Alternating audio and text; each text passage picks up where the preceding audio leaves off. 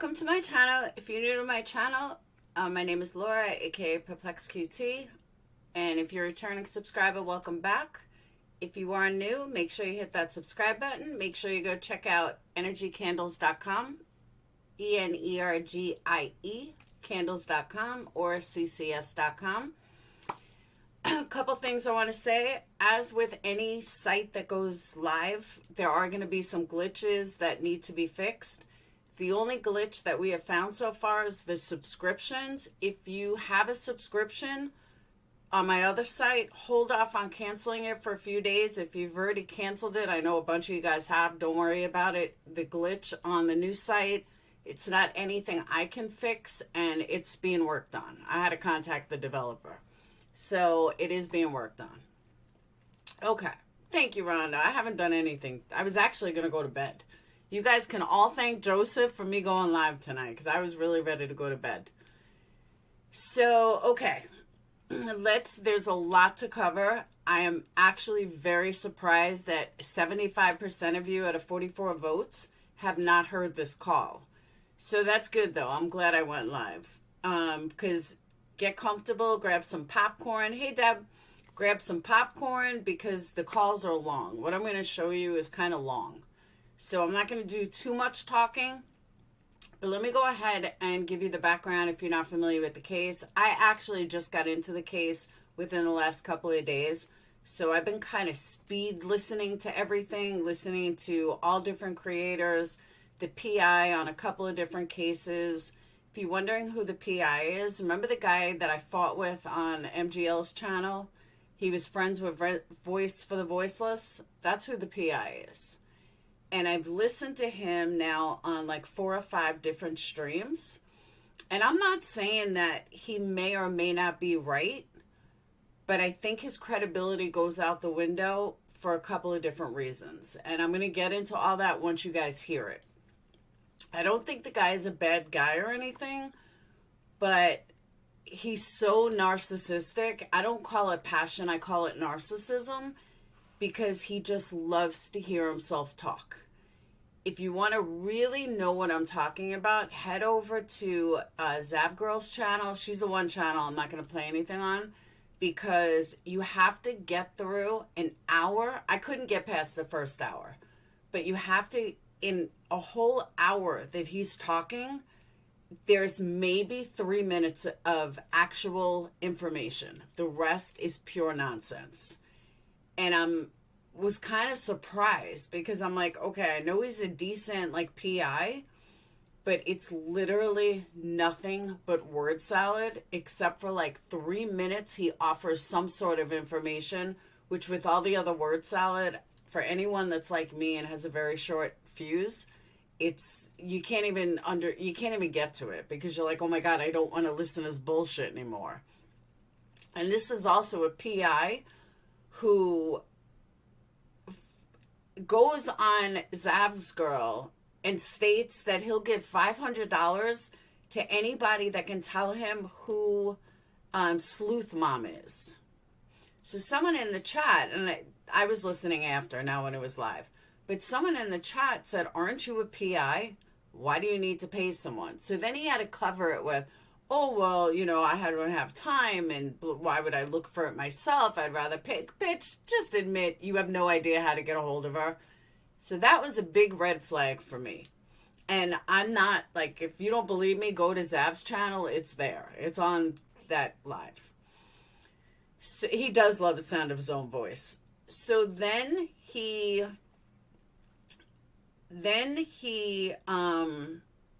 I'm sorry, there was somebody else, somebody told me to watch Monkey Mar's channel.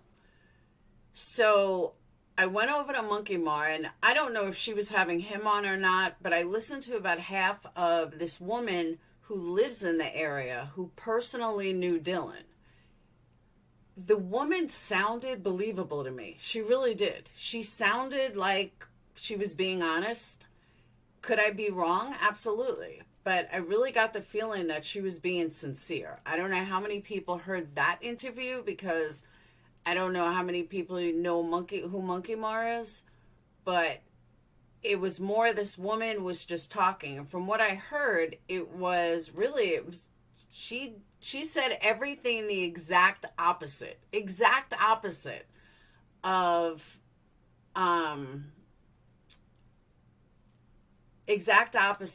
what the PI said. So I would rather have you guys take a look or listen to it. That's why I was wondering who actually heard it. So just to give you guys a little background, Dylan is a 19-year-old kid who disappeared into thin air. Now, when I say disappeared into thin air, on May 28th, they found his boots, or allegedly his boots, and they had what looked like a drop of blood stain on him. For some reason, the police didn't take him. And this is a kid who lived in a farmland by himself. Like, there's 4 people that live in this town, and he, for some reason, lived there. He was a farmer. Jim, the PI, said that he believed that he's gay. Now, not to judge a book by its cover, but looking at him, I don't doubt that. I really don't. The parents said he's never had a girlfriend in his life. Okay. Jim, the PI, also states that the mom was in over $1 million of debt. Okay? He's right in the sense that that could be a reason why this kid disappeared. There's been other situations that came up. People wonder why mom is not crying a lot. Well, in my opinion, I see a mom who's just go, go, go, go, go, and really doesn't have time to cry. I don't think she's a narcissist. I don't think she's being, what I saw of her on an interview on East Idaho, I think it was East Utah or East Idaho News, she just seemed like she's dead set on finding her son or what happened to her son. She is has almost tunnel vision that she wants to find her son. So anyone that thinks that she's not being emotional, I think she's past that stage. I think maybe at night she might cry, but publicly she is very go, go, go, go, go. Everybody has interviewed this PI. Everybody. Who's in my chat? Tyler or the PI?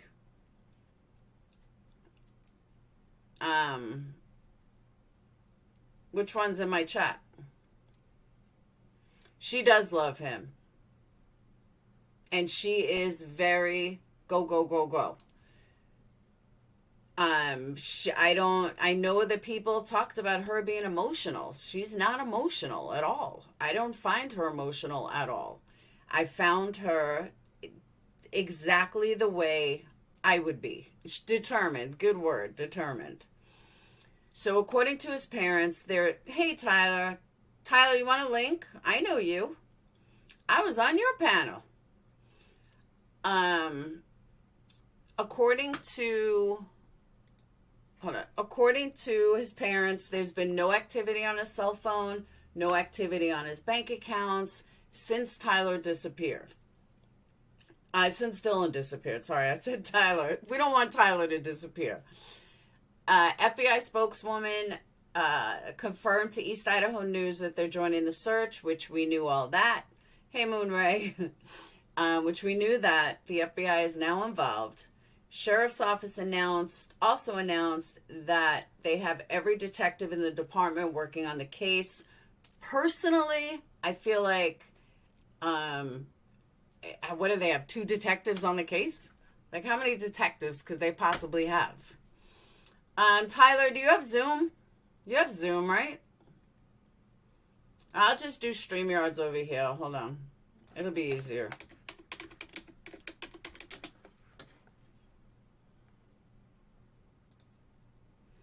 So if you guys don't know who Tyler is, I'll tell you who he is. He is a pastor? I don't want to say a preacher. He's a pastor. He's also a published author. He has a YouTube channel. And I met him on the Gabby Petito case.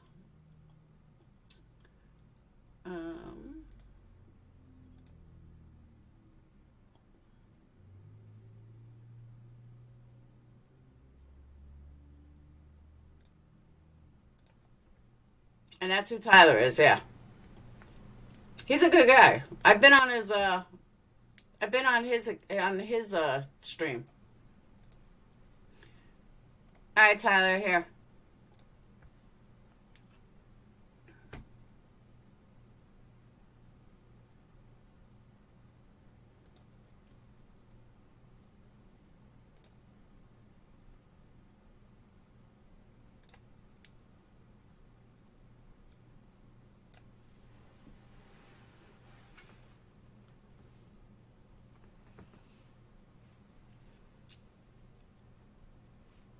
Um,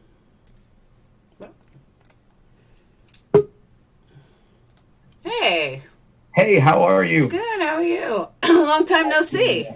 Yeah, I pop into your channel every so often, and I like how you cover the cases. You do Thank such you. a great job. Well, I just kicked myself out. All right. My thank you. Well, I don't want to interrupt your stream. You just were getting started, and it popped up as a notification, and so I noticed you were talking about Jim, the PI, and the family, and I just interviewed Jim on my channel a couple days ago. What do you think? Well, it was really interesting because, first off, I said the same thing to you whenever I had you on, was like, please watch the language because that's a value that I try to uphold on my channel. And he, like you were talking about, had a lot of foul language, especially in the interviews with Zab Girl. Mm-hmm. Although he did crime talk with no foul language at all, and I was sort of the in-between. He had some slip-ups. But it was really interesting. But I was trying to get the mom on the show, trying to get the dad on the show, trying to get anybody in Nevada or Utah on my show. And he was so easy to get in touch with. And so I'm like, okay, I'll try to hear from everybody. And as he started explaining his perspective and sharing things with me, I don't know. I found a lot of what he was saying compelling. I agree with some of what you're saying as well. There's some parts of it that's like, well, it did sort of seem a little inflated, egotistical in a sense. And I don't want to talk negatively of him because I actually like the guy. But I felt like boots on the ground. He's looking at the case from a different perspective. He's uncovered some things. It's not necessarily leading to results. So my question is like, well, is that significant or not? I don't know. I hope if it is that we can get to the bottom of what actually happened to Dylan, because that's the thing that matters. But here's the thing that, now I'm new. Someone told me about this case probably less than a week ago. So I've been trying to get all this different information, all this different interviews and everything, just to learn about it. And the one thing that just stuck out with me is not only is he completely unprofessional, but he's putting stuff in there that doesn't matter. And all of his information is coming from what other people told him. Yeah. And he states that if you listen to all his different interviews, he states that on a few different occasions that, well, this one told me this, and this one told me that, and this one told me this. And I'm like, do you verify any of this, or are you just running with whatever people tell you? And I guess it's hard because, like, if you don't have the first-hand evidence, but since he was on my show, I think a lot of those same people have emailed me. I have almost every hour I'm getting emails just from having him on my show from people that live there or knew Dylan or were a part of it, trying to share with me pretty much the same stories that he was sharing. And I'm just sending in an email saying, do you have any proof? Do you have any proof? Exactly. Do you have any proof? Exactly. And that's what I feel like from a reporter perspective, I guess, I want to see proof. Don't just throw these blank statements out there. Like, do I think he's right about that he was gay? Yeah, I do. You can conclude that. Again, I hate to judge a book by its cover, but you can conclude that mom said he's never had a girlfriend. Well, he's a good-looking kid. Why wouldn't you ever have a girlfriend? Why are you spending all your days farming? Like, certain little things you conclude. Yeah, it probably is. His thing about, people in some militia group, maybe. Yeah. Him sleeping with a 60-year-old man, that's a hard pill to swallow if you're a parent of a missing child. And especially when they're fundamentalist Mormon, as they are, which goes against every single ethos in that structure. And not only that, it's really damaging to the reputation of the family. And so that's something that even if it was true, they don't want it out because it hurts them in ways that might not even be significant to the case. And that's sort of what I was saying, like, okay, maybe that's true or not, but what does it matter? Like, does it lead us to a result? It does if it's a hate crime. That's where it does matter. And it does if the 61-year-old who is from a really messed up family. I don't know if you know much about the families there. No. And there's like 200 people that live in a 50-mile radius or something, and like 74 of them are registered sex offenders. And so it's like a really terrible area for a 16 or 17-year-old to get 600 acres to start farming because there's all kinds of weirdos hanging out, ready to pounce on whatever may show up. And so if he was in a relationship with a 61-year-old, that's challenging because it's like, is that guy involved in his disappearance or not? And that's where, to me, it was meaningful. Or like you're saying, if it was a hate crime. And the thing about the mom being $1 million in debt. And let me also just say to my chat, I'm only bringing this up because these are points that Jim has made significant, or that Jim wants people to think are significant. And you guys will understand that once you hear the call. That I felt like that was a punch back at the mom. Like, he was upset that the mom said he was into conspiracy theories. So he pulled some dirt on her and released that. That's the way I felt about that. Because that has nothing to do with anything. It does if these people that she owes money to are shady at all. Okay, that's true. So, that was something that was said on Zav's Girl. And, as someone who covers a lot of different cases, my feeling is, I get what he's saying about everything is important, because until he's found or until we know what happened, you can't rule out anything. Well, you're helping me process this in a different way. I appreciate that. What? Thank you. I said, you're helping me process this in a different way because you're helping me look at those tidbits of information from a different perspective. And so thank you. You're welcome. And so I wanted to say that, but I wasn't listening to anything live when he was speaking, but I get what he's saying. And you're right, it could have been a kickback. But at the same time, like he was saying on Zap Girl, well, why didn't you ask her? Why didn't you ask her? Well, Jim, maybe it's your fucking approach. Maybe it's your approach of why this is not going anywhere. Change your approach a bit. Because I did understand that. And I do feel like you just can't rule out anything. But I would be upset, like, if I had paid that guy one lump sum and he was communicating the way that we heard in that phone conversation. I agree. Thank you, Alexis. And the other thing, too, though, that I was trying to do when he was on my interview was, like, the mom's not here, so I'm going to do my best job if she was here to try to voice what I think her opinion or comeback would be to some of what he's saying. And I felt like she's not guilty, but she's carrying guilt. But that guilt that she's carrying may or may not be because she abandoned them for a few years. But even if she hadn't done that, every single parent would be feeling and carrying the guilt if something had happened to their child. Yep. And none of us know how any of us would respond in that situation until it happened to us. And so I hate and I've been studying all these cases, and we were looking at the Laundrie family and the Petito family and the Schmidt family, go down the line. It's like, there's no cookie cutter approach to how anybody's going to respond when anything happens. So like what you're saying, you're like, she's responding how I would respond. Yep. I can sympathize with that because we don't actually know how we would respond until it happened to us. It's true. And one of the other things that I can see being kickback was, what did he say? Not the money. Oh, that she abandoned him.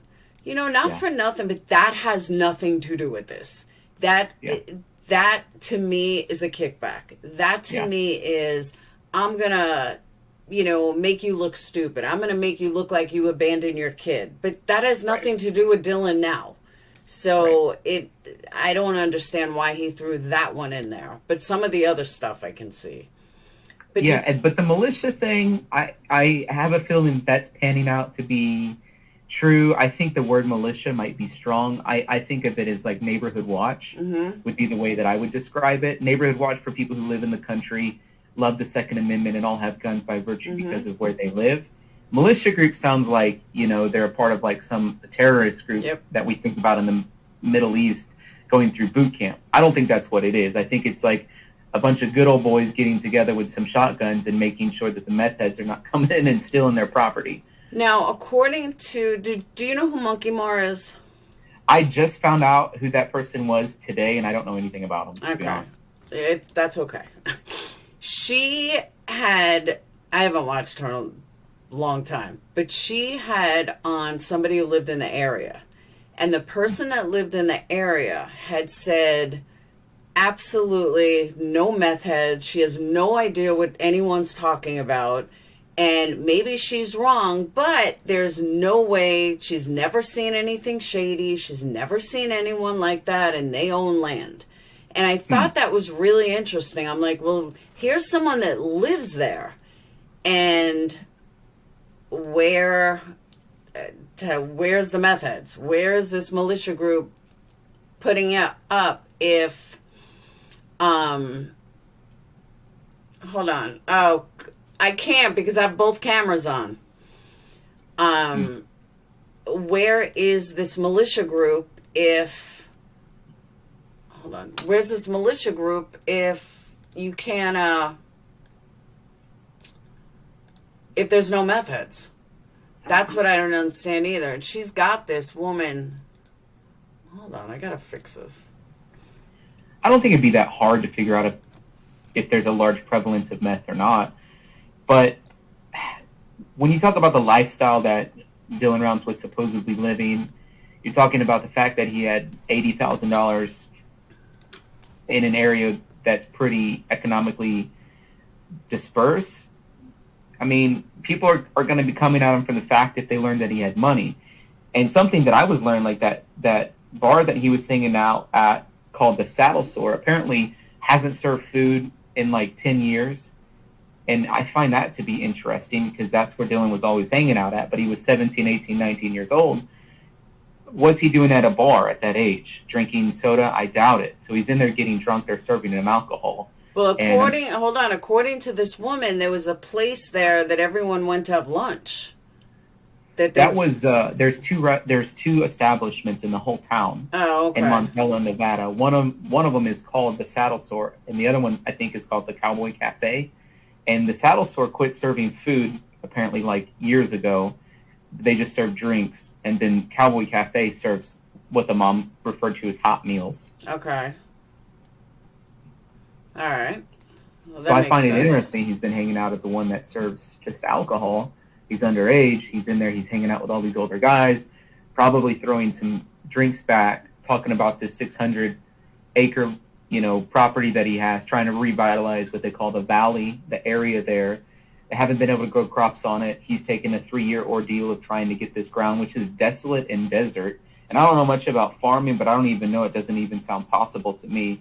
So he's working for 3 years trying to get this land ready to grow, has a bunch of money that his grandpa gave to him in a loan, probably kicking back some drinks, and I'm sure sharing with some people what that is. In a town of 92 people, I think word's getting out about that. So he would have a target on his back from that. Like you're saying maybe some people that his mom was in relationship with, there's a target on his back for that.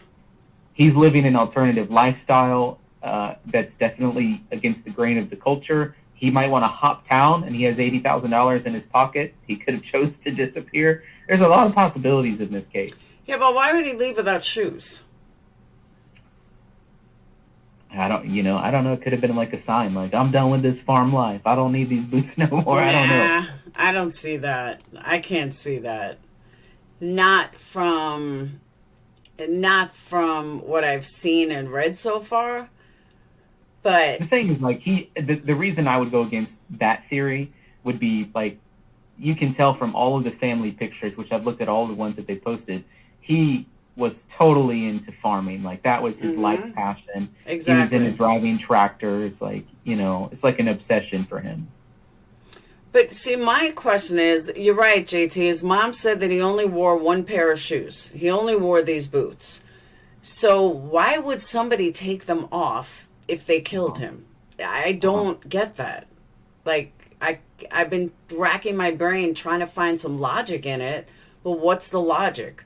Why would you take off his shoes if it's the only pair he had? Or if he wasn't wearing them at the time of if there was a crime that took place, And what do you think about the hitchhiker? That's really weird. That is really a weird situation. And he was lying to his mom about whether or not he gave that Chase Finster guy a ride. I find that really strange because there was, at the beginning, his mom's like, there's no way he would ever be with this person. And then a little bit later, she's like, yeah, he did give him a ride. And, I don't know. I kind of, this is going to sound dumb, but just remember, I don't know a ton about this case. But I feel like the hitchhiker killed him or had something to do with this, because remember, the hitchhiker had no shoes on.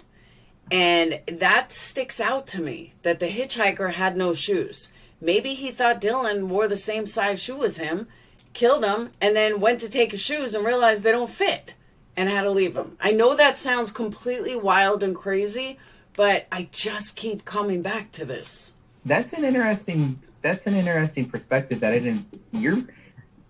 You're doing a really good job helping me, who's thought a lot about this case, think about it in a new light. Well, thank you.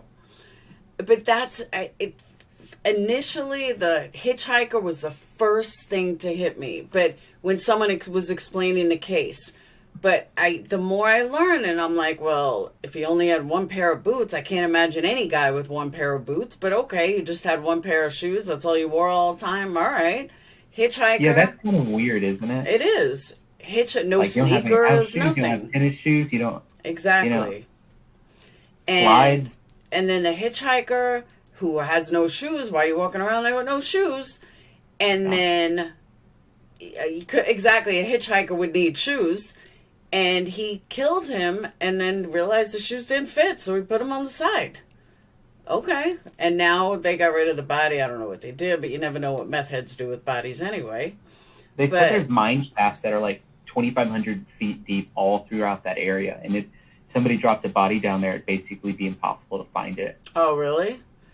They said the only way that you can find it is basically there's like a stench detector that looks like a fishing pole, and you can drop it in these mines and it can pick up the scent of a body. But that's essentially the best way because they're like closed mines that have already been ravaged, and they close them up and they're so deep it's like, an atrocity to try to get into it. So no telling how many bodies would be at the bottom of some of these places. Wow. You think that's why the FBI is involved? Or you think... I think the FBI is getting involved because at this point it's highly unlikely that Dylan's alive.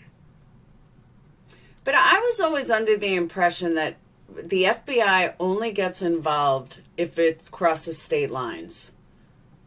I think there's a little bit of that too, because where this is at on the border, so the farm was in Utah, but where they hung out was in Nevada. Because it's right on the border. So the last place that Dylan was seen was in Nevada, but the last place that he had a phone conversation was in Utah, and the last place that his phone pinged was in Utah. And it sort of feels like between the Box Elder and the Elko County Sheriff's Department, they're playing hot potato, like neither of them really want to deal with it. And so they're saying like, no, he was last seen in your state. Well, his phone was last pinged in your state. It's kind of going back and forth. Okay. Which makes sense, but like I said, I don't know a whole hell of a lot about the case. And I emailed to you the official timeline from the family. Oh, okay. Which email? Laura at LifePerplexedQT. Oh, okay. That's fine. And when I read that the FBI was getting involved, I'm like, does this cross state lines? I'm like, do they think he's in another state? Do they think he's buried in another state? So that just cleared that up. Now, somebody said, but didn't family speak with Dylan days after hitchhiker incident? And honestly, yes, but that doesn't mean anything. Why was there a hitchhiker in the middle of nowhere? What was he looking for? Was he a meth head? Was he really a hitchhiker? Or was he, scouting, what's the word I'm looking for? Scouting out an area, thinking that, we can go back and he's just feeling it out. I mean, there's so many possibilities. So don't look at it as just because, he was alive after he picked up the hitchhiker means anything. This isn't like New York City. You're talking a small town. Why was the guy hitchhiking in the first place? Yeah, through 50 miles of desert. It doesn't make any sense unless something nefarious was going on with him to begin with. Barefoot, no less. Yeah, barefoot. Nobody is hitchhiking One thing I found out that was very interesting on the timeline. The family first received a phone call from the 61-year-old that the PI was alleging that Dylan was in a relationship with. That man's name is Kurt. Kurt told them that Dylan was being held in a specific location by Chase, who was like the guy that Dylan had given a ride to. So Kurt, who's the 61-year-old that Dylan's allegedly in a relationship with, is the first one to call the family and say, Dylan's alive. He's in this location. He's being held. And so, like, the police department instantly sends out 6 deputies. They search the whole property. No one was there. And that was on a Nancy Grace interview. Wow. And I do apologize. There is a little feedback because I have both streams going and there's only one mic, so it's coming through both, so I apologize for that. I can mute it when he speaks. I can't mute it when I speak. Oh, wait. Maybe I could do it this. I can hear you. All right. All right. Maybe someone came back with him from Vegas. I don't know. I think the guy was scouting it out. I really do. I think that nobody hitchhikes in the fucking desert. It just doesn't happen. It just doesn't. All disheveled with no shoes. Bloody. No. Yeah, bloody. Who hitchhikes like that? No. It's weird. So Kurt's brother, and it's been confirmed, at one point had 3 women held hostage for like 4 months. Was that confirmed? It was confirmed because I wasn't sure either. I'm like, I've heard that. I need to have this confirmed. And then I started researching Kurt's 2 brothers, and there's all kinds of news articles about them, like stalking and having to pay fees for SA and just all kinds of crazy stuff. It's just it's a criminal family. Wow. So what happened to those females? What happened to those women? They said that apparently they came on record like, hey, we're afraid to press charges because we're afraid of this family or whatever. Is it the story that they let out? So who knows how much of it's true versus how much of it is fabricated. But it felt true to me. It felt like it was confirmed from multiple different sources, but they never reported it or had it filed in any type of law enforcement. Wow. Yeah. That's crazy. And they wouldn't even file now?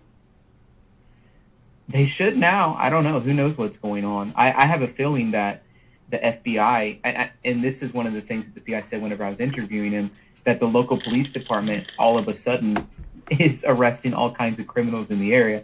And I have a feeling that when the FBI is there, there's a lot of things that have been sliding, kind of they've been turning their face to, and all of a sudden FBI shows up, people start getting arrested. So maybe that would lead these women to actually file a report about this.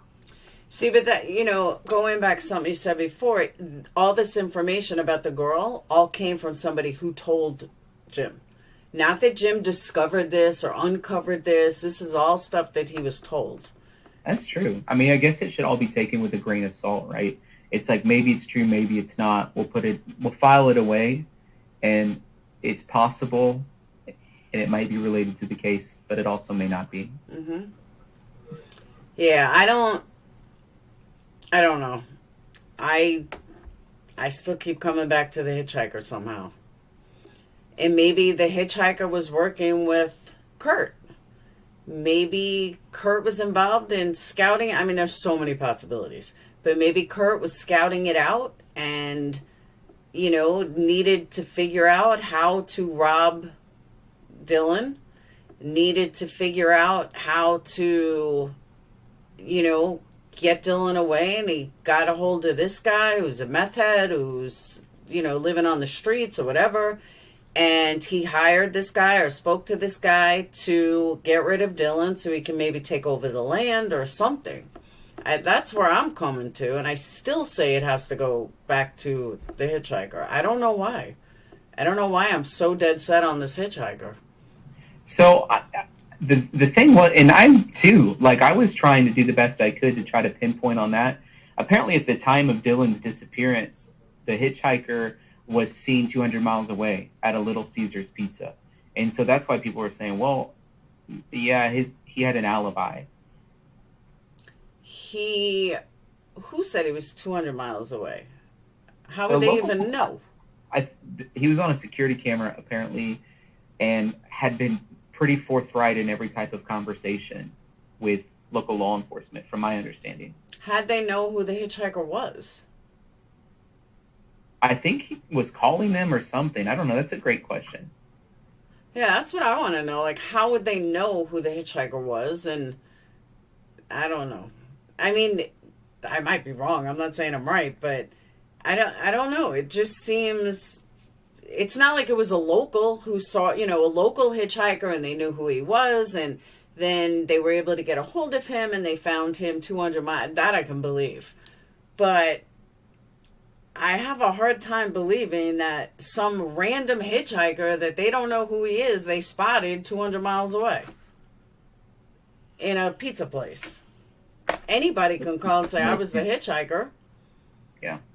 Because there's no as far as I understand, there's no security camera of the hitchhiker in the first place. Yeah. So anybody could say, I'm the hitchhiker. And meanwhile, it turns out it was all connected to Kurt, and the real hitchhiker is somewhere else. There's definitely a pile of shadiness in all of this. Mm-hmm. For sure. There's a lot of like unconnected things that doesn't make sense, things that I feel like for whatever reason, they're not being forthright and coming out publicly and sharing. That what you're talking about with the hitchhiker, Wednesday, May 25th, Dylan tells his mother about a strange encounter with some guy who was barefoot and bloody along the roadside and wanted a ride to Montello. And he goes missing on the 28th. So that would have been from Wednesday to Saturday. Mm-hmm. Which could have something to do with Kurt. And who's the other guy that went missing?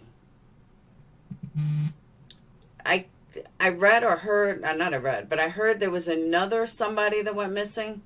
Hey, Jim, the PI, just texted me and said he would love to hop on if you want him to. All right. He's calling me, so. That's all right. He can come on. Hey, Jim, I'll text you the link for you that you can come on with. You guys have got my phone blowing up. I'm over here at a casino trying to have a steak dinner, and then you two knuckleheads are all over the place. By the way, where can I get that hat at? I sell it on my website, but we're out. We're sold out right now. I'm sending you the link right now. I know this woman. Does she want me on? She said you can come on. I said you can come on. I've helped her before when somebody was talking to her. Yeah, okay. Send it over. I sent you the link. All right. All right, yes, sir. Bye-bye. I guess it's a party. Here we go. I got to figure out the audio. Maybe I might, once he I might hop off so you guys can I would okay. I should tell him, remember my rule. I sent him the link that I clicked on. I hope that's the proper link. I keep both of you guys. I'm gonna tell him, remember my rule.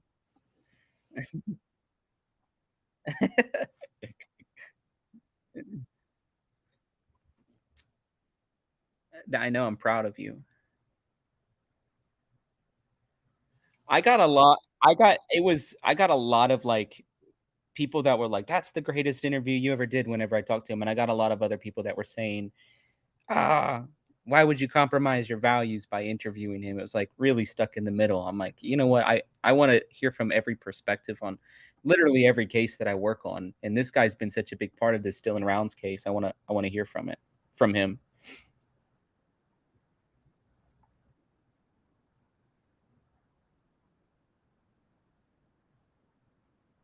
Yeah. I mean, that's what I should say. Of course, I'm also a YouTuber. Of course, we're going to look at every single handle. That's it.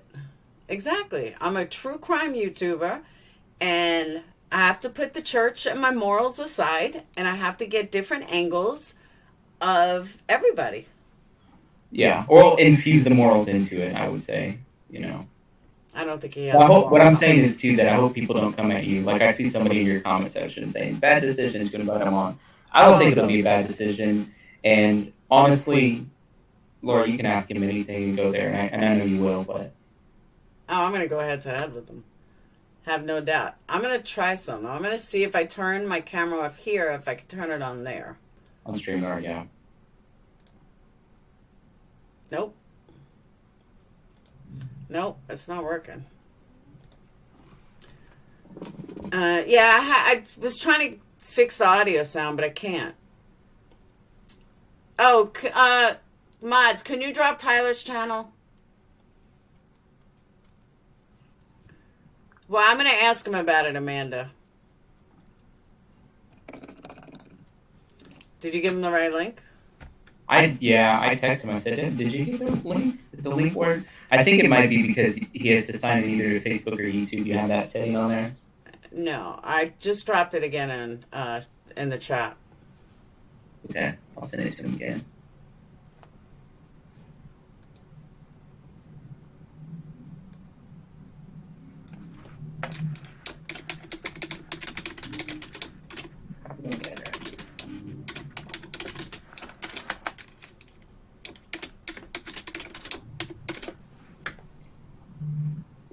So how much have you been on this case? Thank Is you, this Math the Kitty. first- Hold on, I play insults when people super chat me.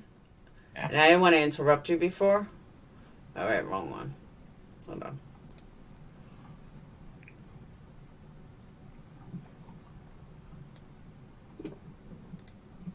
Your face, your ass, what's the difference?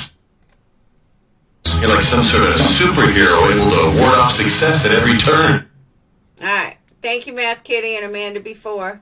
You're an idiot. Whoop. All right. Whoops. Uh-oh, where'd the stream go? What's up, Jim? Well, are we on? We're on. Brushing your teeth. The fuck you brushing your teeth while you're on a stream? Listen, a lot of people were... Hold on. Guys, let me tell you something. The question that's being asked here right now Is why you an asshole? But go on. Does this guy really know his stuff, or does he just like to hear himself talk, right? That's what the precursor to this program No, the question being asked is why are you brushing your teeth? Yeah, why are you brushing your teeth on a live? You guys should try it after every meal. It might help you. I mean, this guy looks like a Pepsodent smile. But what was the question at the beginning of this show, before the show came on? What was it in the little bottom part of the YouTube? Does this guy just like to hear himself talk, or does he actually know what he's talking about, right? No. Basically, do you like to hear yourself talk? Because you do. A lot. I have a lot to say. But most of your information came from people telling you this information. Not because you went and scouted it out on your own. It was because people told you about the militia group. People told you about this. People told you about that. And you never verified, you never stated if you verified it or not. Now, with that said, don't interrupt me, but I agree with a lot of what you've said. So don't think that I'm like, saying, oh, no, you're wrong, because I don't. I do agree with a lot of what you've said. But I think your approach is atrocious to the family of a missing child. So that's that. And that's the most you've ever shut up when someone else talked, by the way. So thank you. Okay,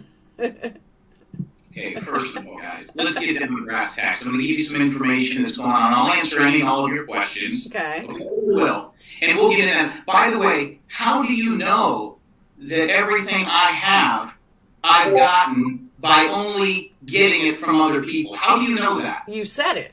I've listened to you on different interviews, and I don't know if you can see my stream. I'm on camera on my stream. I can't do both on camera.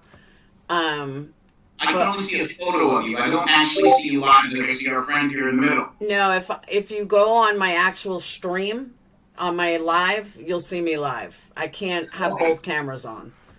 I watched a little bit of it. I'm very impressed. Trust me, I saw you. Now, are you going to let your audience know that you and I have history, or no? Or are you going to keep that they know. secret? They saw us fight on MGL. Oh, that's the only history we have, is that argument? No, I spoke to you when I asked you to find information on somebody that I already had all the information. You never got me anything new. Oh, I didn't get any. So you called me to get your information on somebody. Why did I do that? What, I didn't help you? I thought we were friends. You didn't help me. I did everything. Oh, okay. I just wanted to make sure, but you called me. I mean, I did call you. I know it's popular in some forums to dislike me, and I'll answer everything, but let me give you as to what's going on right now in... I want to say for the record that I like and respect both of you, just so you know. I I'm like stating Tyler. for the record. Tyler's keeping me sane. I definitely feel like I'm in the middle of both of you guys right now, and I like and respect both of you guys. I'm just saying it for the record. All right. Well, let me tell you guys what you may not know that's going on today. Okay. And I'm going to tell you that I got this because I have 4 or 5 very close people to me that are actually in that town right now. Okay. In fact, one of them I actually might design a website for me. So today is the weekend, obviously, and everybody and their mother in that small town wanted to go out and look for this kid. There's a $20,000 lotto ticket for him in that town, right? Mm-hmm. So it's the weekend. It's been on the news. People have seen everything that's out there, and people are going out there, and they are getting stopped in droves by the FBI. Mm-hmm. The FBI has carted off an area. They have yellow taped a large section of town. Mm-hmm. They are threatening people if they fly drones, if they take mountain bikes, if they have four-wheelers. People call me every day, okay, and they say, why would you call? You're fired. Well, there's a hell of a lot of knuckleheads out there who don't want to talk to the cops. They want to talk to somebody, and they can't call the family. And a lot of people call me after they've called everybody else, and nobody returns their call. I pick up every call. So what happened, I started getting phone calls, and people were like, hey, can I take my dogs out and look for this kid? Yeah, go ahead. I mean, you're asking my permission? I don't know the desert. Go ahead. So they started calling me back, and they're like, hey, we went out there on our four-wheelers. We went out there with our families. I mean, it became a hobby. There's not much to do out there. And we're being stopped left and right. They've got certain streets blocked off and certain areas blocked off. That, from what I'm being told, okay, from what I'm being told, is that the way that they're going to figure this out is the people or persons that they know or have an idea of that have something to do with his disappearance were together the entire time. There's only one cell phone tower out there, which means those people, so if there's 2 or 3 people that say, well, I wasn't with Bob and I wasn't with Steve when he went missing, and they see that their metadata and their cell phone is together, then what's going to happen is they know where to look based on the fact that those 2 people in the middle of a desert, their cell phones lined up. They must have been together. That's what the FBI is doing right now. Basically, what I'm being told by my 4 friends that are out there, and they're good people, they're unlike me, right? You guys would like them. They don't say nothing except on text, is that they'll probably have this kid found or this thing solved by Monday afternoon. Wow. It's almost over. That's what they told me. Now, what do I know? I'm only hearing these things. Okay, but here's the thing. I mean, they can say whatever they want, but there's thousands, tens of thousands of missing people every day, and the FBI hasn't found shit. So the fact that they're so gung-ho, yeah, okay. To me, it's. I'm not saying they won't find them, but yeah, I think they're tooting their own horn. Well, there's a progression here, and you could see when I started, there was virtually nobody. Well, no, there was searchers. I apologize. Then there was helicopter pilots and people with dogs and people with this, and then it was some law enforcement. Then it was a lot of law enforcement. Then I was gone, and then it was the FBI. I can name you 15, 20 cases that I've been a part of that have been solved, and I've listed this on other stations, that there was no FBI. If you look at one of my staple cases, which is Gloria Alvarado out of Detroit, the FBI, I couldn't get the FBI to make it. And that was a minor. She was a minor that they actually had on footage being taken out of her bedroom. When the FBI is involved at this point, they either know that something's really, really bad, or they're really, really close to finding out if he's alive. Let's say locked up. FBI is involved because it crosses state lines. That's why the FBI is involved. Right. Well, I'm telling you that the FBI, it had been crossed state lines right off the bat. It had been crossed 3 state lines, and the FBI wouldn't even touch it.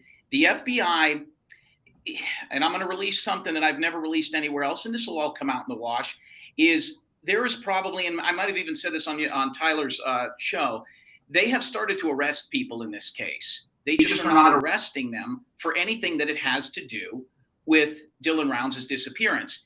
So how do I know this? For a fact, some of the people that I interviewed, and I did speak with Kurt Wadsworth, Troy Wadsworth, I've spoken with every member of the Rounds family. Hell, the only one I didn't speak with was Dylan. So I know a little bit more than you think I do because I dealt with these people intimately. Even if they hate my guts now, they didn't for the first 8 days that I was telling them what I did until I went public. Look at when they got rid of me and look when I went public. It's almost within minutes. I didn't jump on this case until after you were already done with them. So I don't know previously. Well, they were done with me. I wasn't done with them. In fact, I'm still getting calls to put this on. But the reason I bring this up, okay, and I'm going to be straight to the point on this, is they found, from what I'm being told by people that were investigating this, is they found something out there that they said, okay, bring in the FBI. It's been out there on some other shows that I had nothing to do with. Maybe people will take more credibility in that.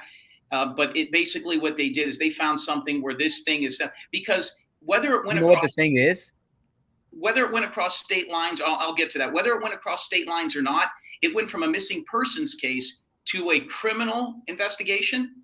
That doesn't happen just because it crosses state lines. That happens because they found something that they believe is a crime. Does that make sense? That's why they're there now.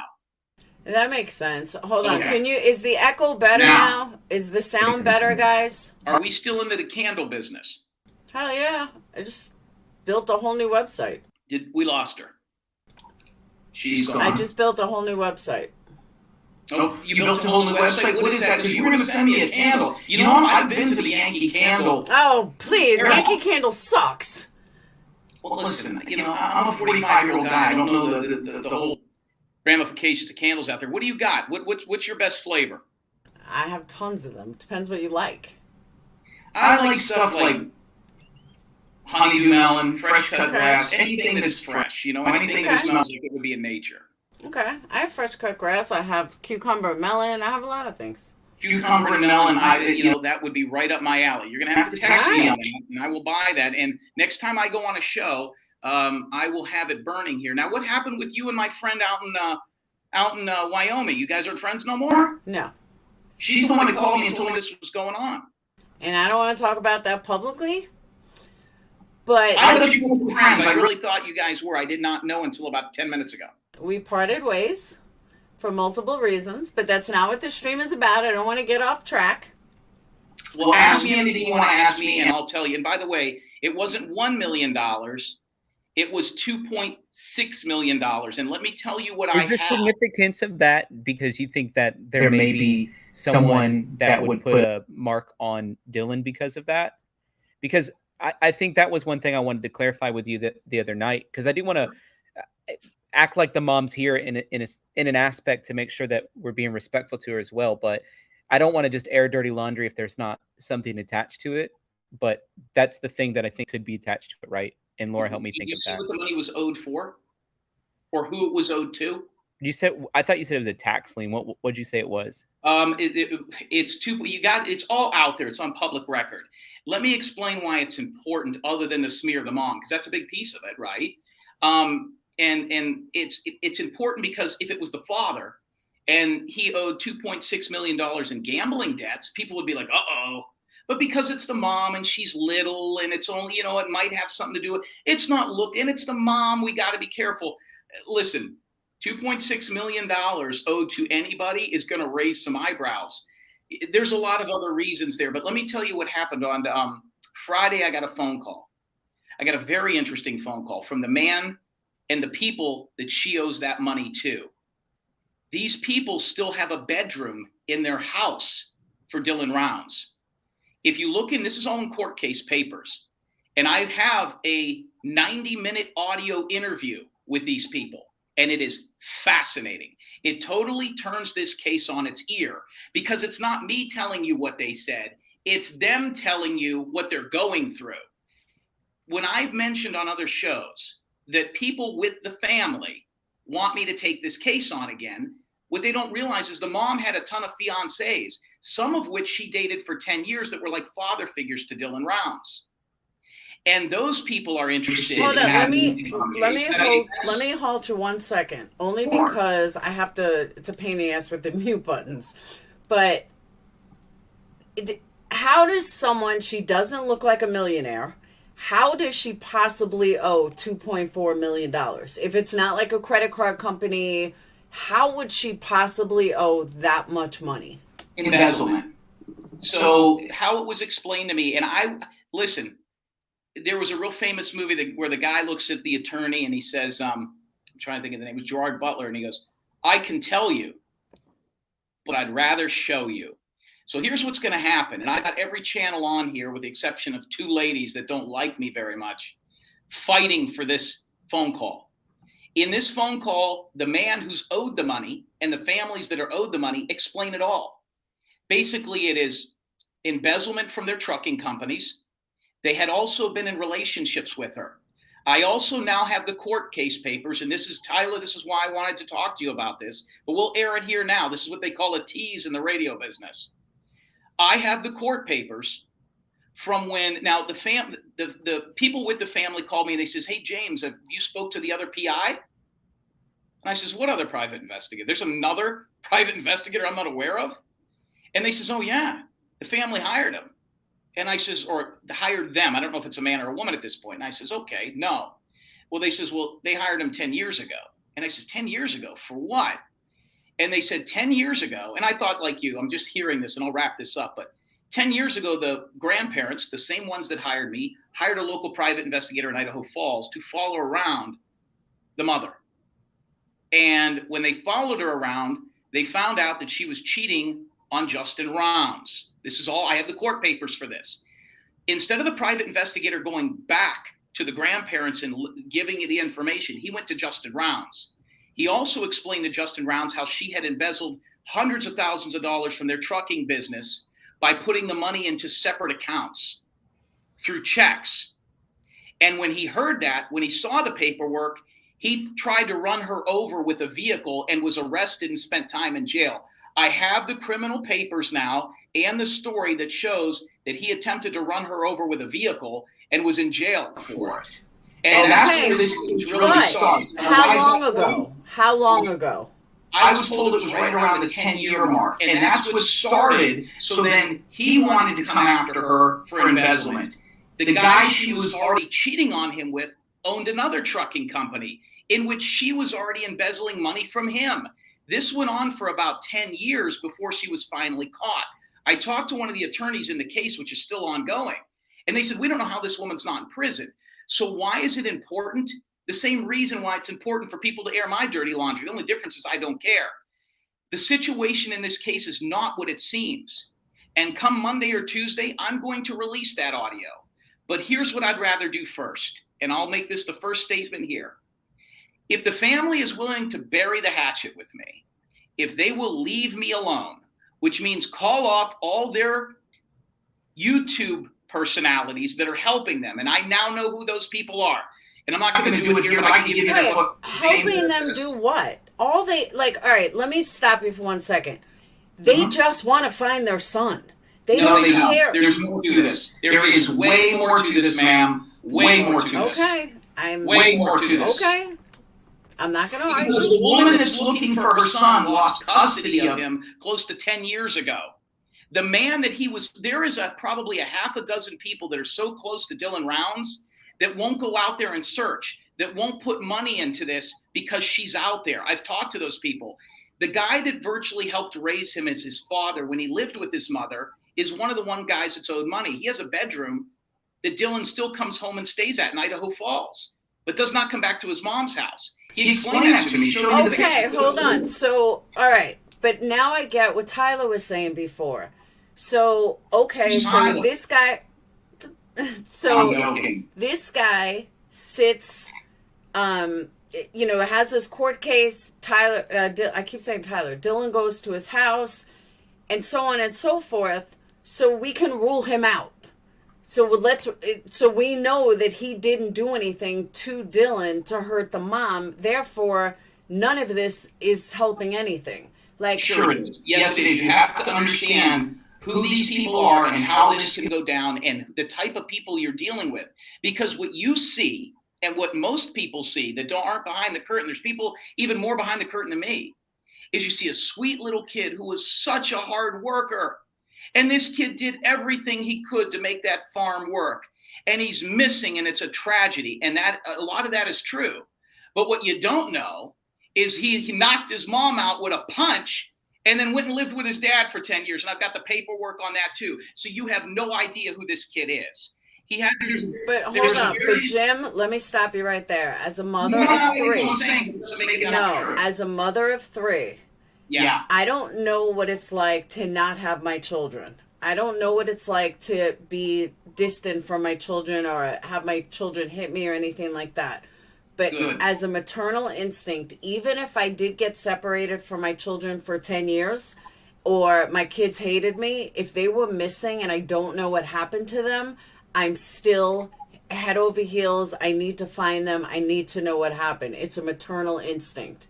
I don't think it's something you understand. You're not a dad either.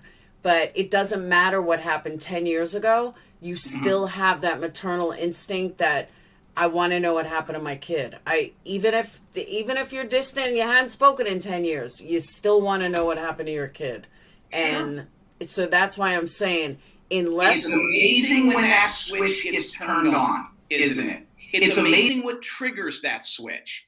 This kid has needed help in the past. I'm going to give you another thing. And like I said, I don't want to tell you, I'd rather show you. And we'll get to all this. What I would like to do is give you two knuckleheads the audio tape, let you fish through it, and let you guys think and talk about it.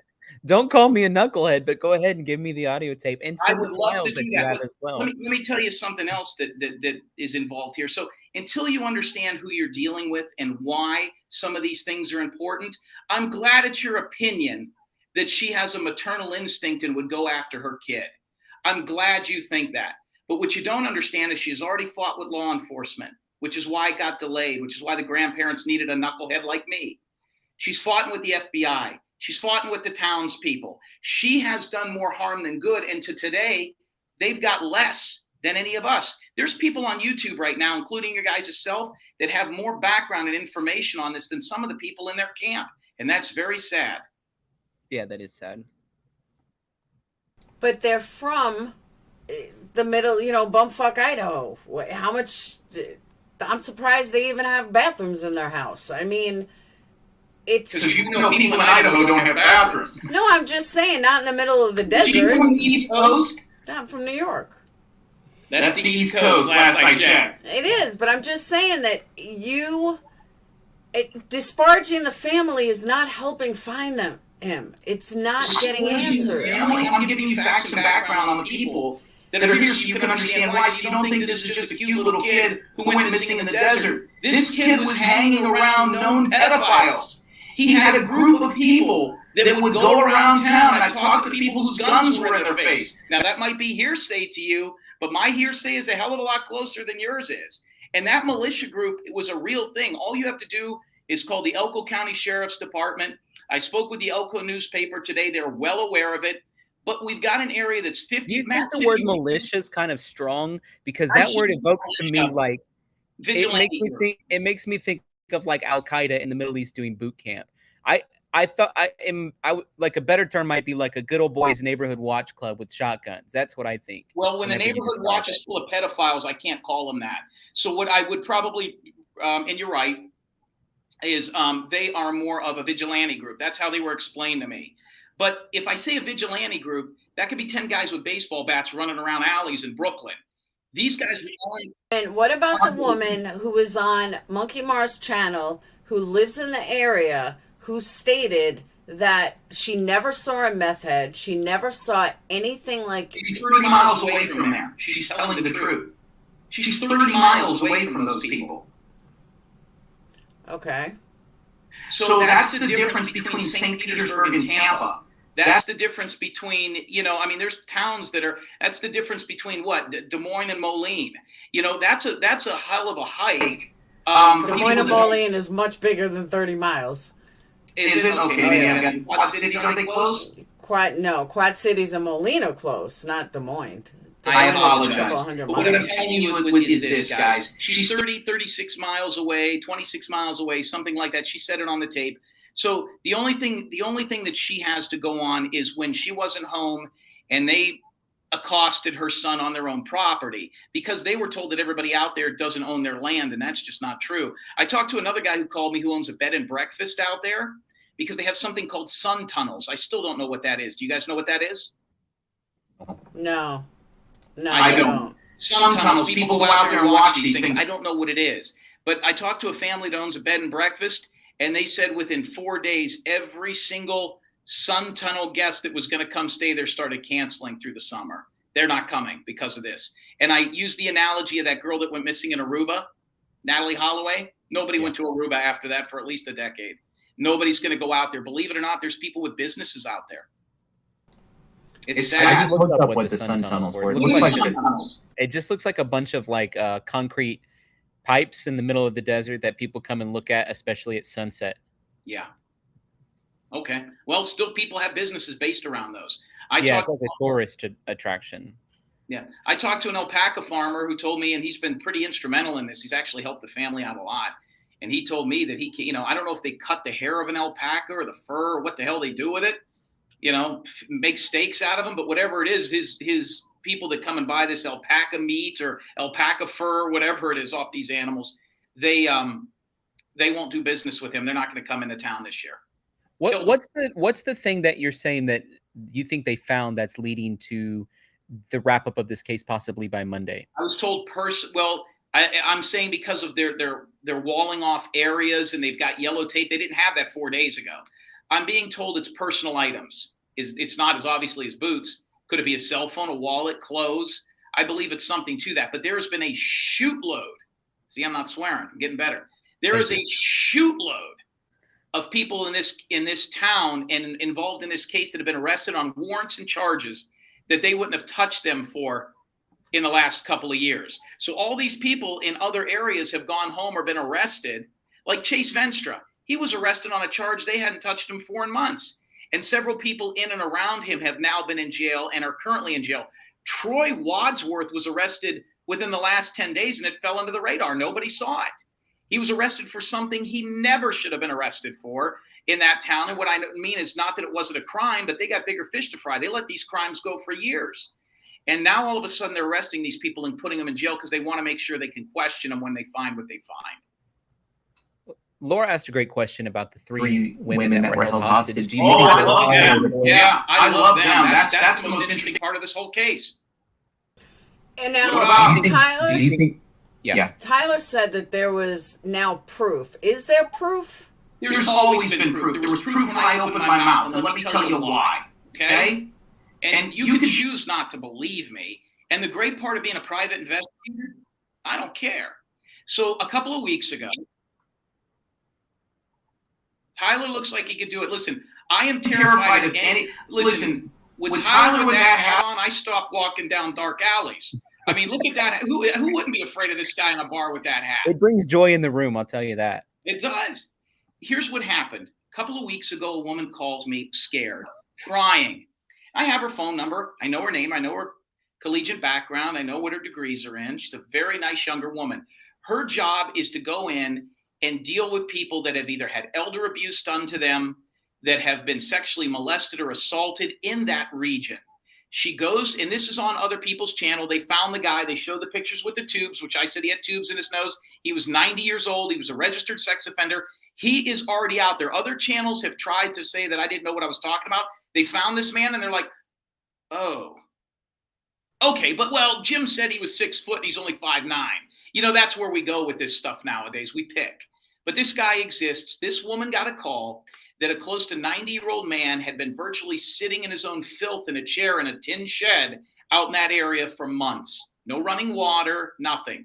So she went out there to take care of this elder man. And his name's out there. If you call me off air, you got my number. It's right here. I'll give it to you. And basically what happened was he was in this shed.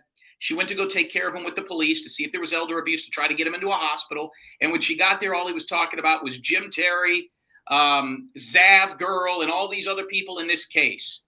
And basically he said that kid might be in a shed, and she didn't even know who Dylan Rounds was. So while she's taking care of this man to see if he needs medical attention, this is all he's talking about.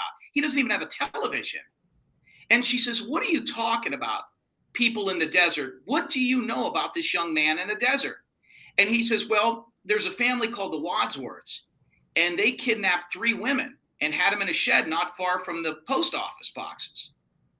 And she goes like this, she said, and she thinks to herself, and she goes, holy shit, holy smokes. This guy's telling the truth. How does she know he's telling the truth?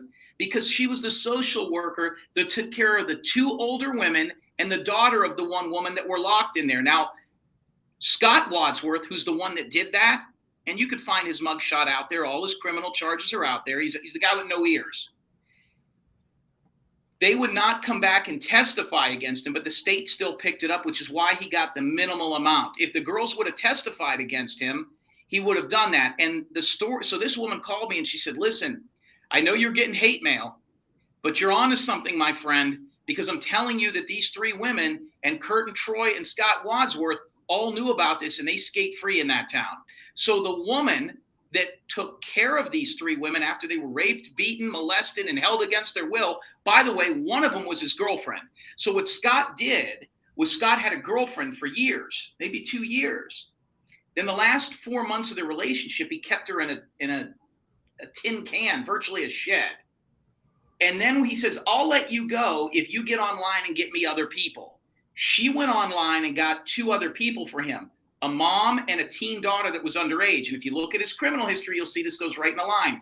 They ended up coming to the shed thinking that they could live there, work on the farm. When they got there, he didn't let them go for 4 months until the mother of that girl escaped and got to the post office and called the police. And that's when they went over and got them out of the shed. The problem is it's public land. So the shed wasn't owned by anybody.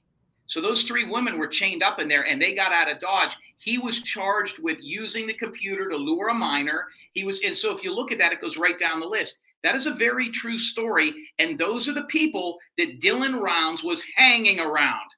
Fact.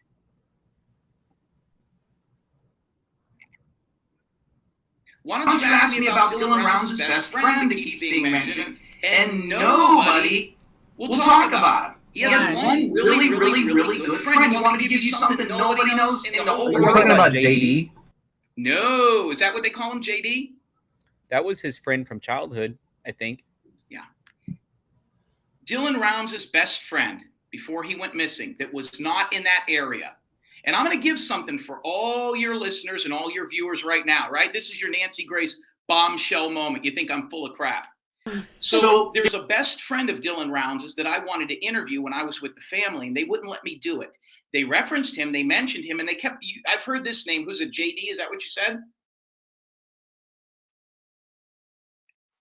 Tyler, you're muted. Tyler, you were muted. I was muted. I heard them say JD. I heard his mom and other people say it. Okay.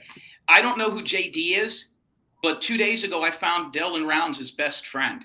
The kid that he hung out with more than anybody back home, his high school buddy. This man is now 20 years old, so roughly his age. And I'm not going to say anything. I'm not going to cast any aspersions, but he's out there in the public. He was his best friend, and he owns a very prominent business. I'd like to give his name right now so you could go look him up and you tell me what you think. Once you see this man, you're going to realize that everything I told you is 100% fact. It's his best buddy. And I'm going to give you his website. His name is Parker Jones. Parker Jones is a photographer in Idaho. If you go to parkerjonesphotography.com, that's ParkerJones photography, PHOTOGRAPHY, and I spelled that all out for all the people in New York. If you go to parkerjonesphotography.com, you will see Dylan Rounds' best friend in the whole world, and you will now understand why what I said and what I came out with about his lifestyle is the reason that this kid is being held in the shadows. You're not allowed to know who he is, and you're not allowed to look at his photo. So why don't you go ahead and take a look at him and tell me what you think. He's got videos and everything up there. By the way, he specializes in same-sex marriage photography when they get married. But, what do I know?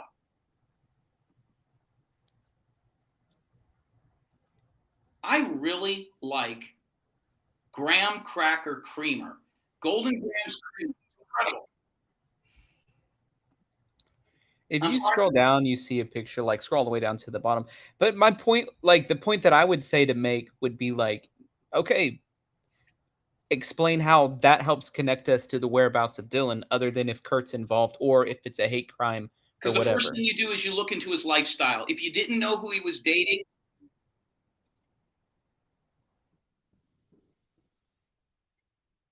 did you find the right guy? You probably haven't seen the right guy. Go to his Facebook page. Listen, don't answer right away. Just search it.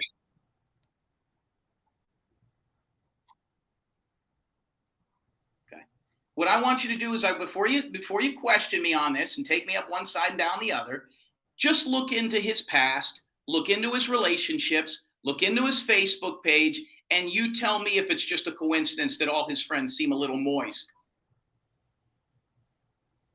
How does it have anything to do with it? You got to know who somebody was hanging with.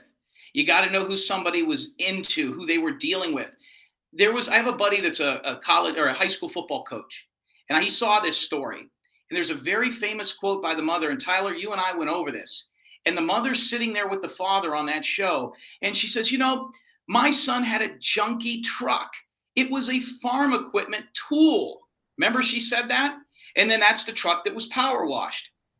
My buddy, who's got a college degree, he's a high school teacher and a football coach, he says, I wish I had a truck that junky.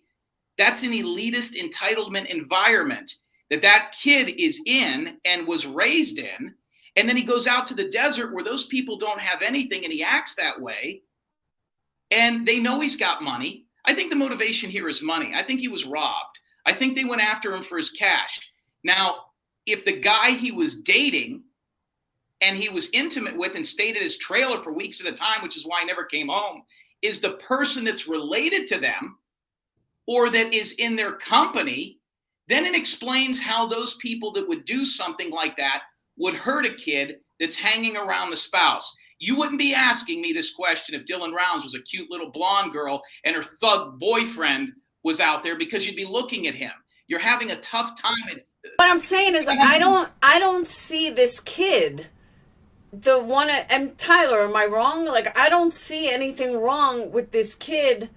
I just said anything wrong. I just said that he doesn't look shady.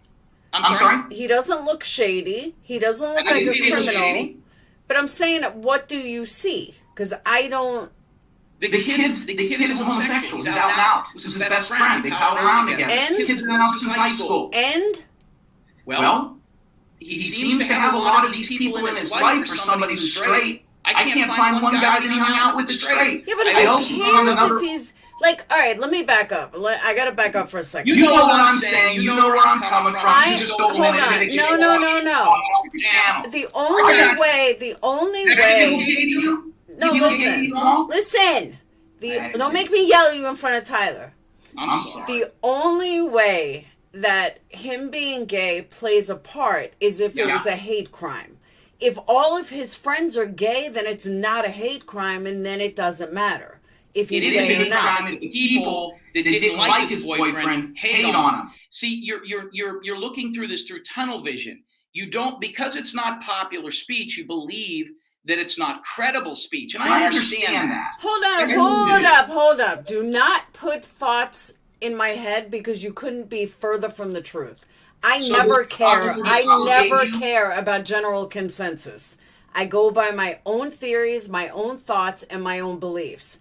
And what I'm saying is, if he was gay around people, nobody else was gay, that's a problem. And that would bring him being gay into the forefront and would make sense of why that matters.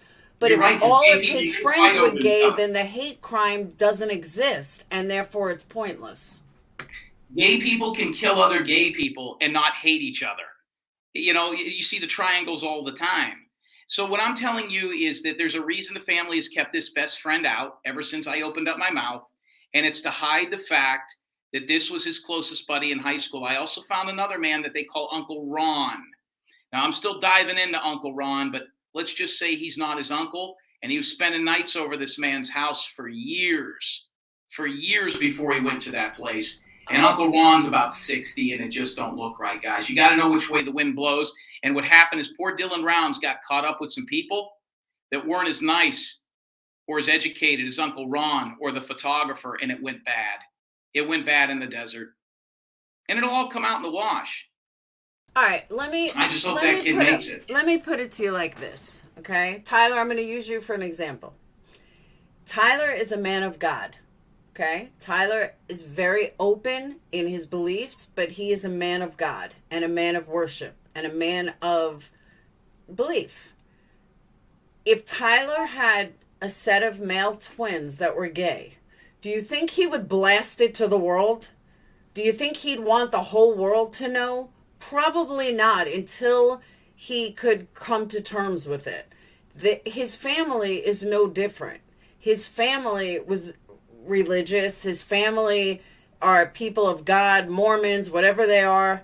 It's not something they would want out there just based on their religion, their religious beliefs. It's so that doesn't make them guilty because they don't want it out there. That they don't want it out there because of their beliefs, and maybe they never came to terms with it. Tyler, you agree? Well, I do think they don't want it out there.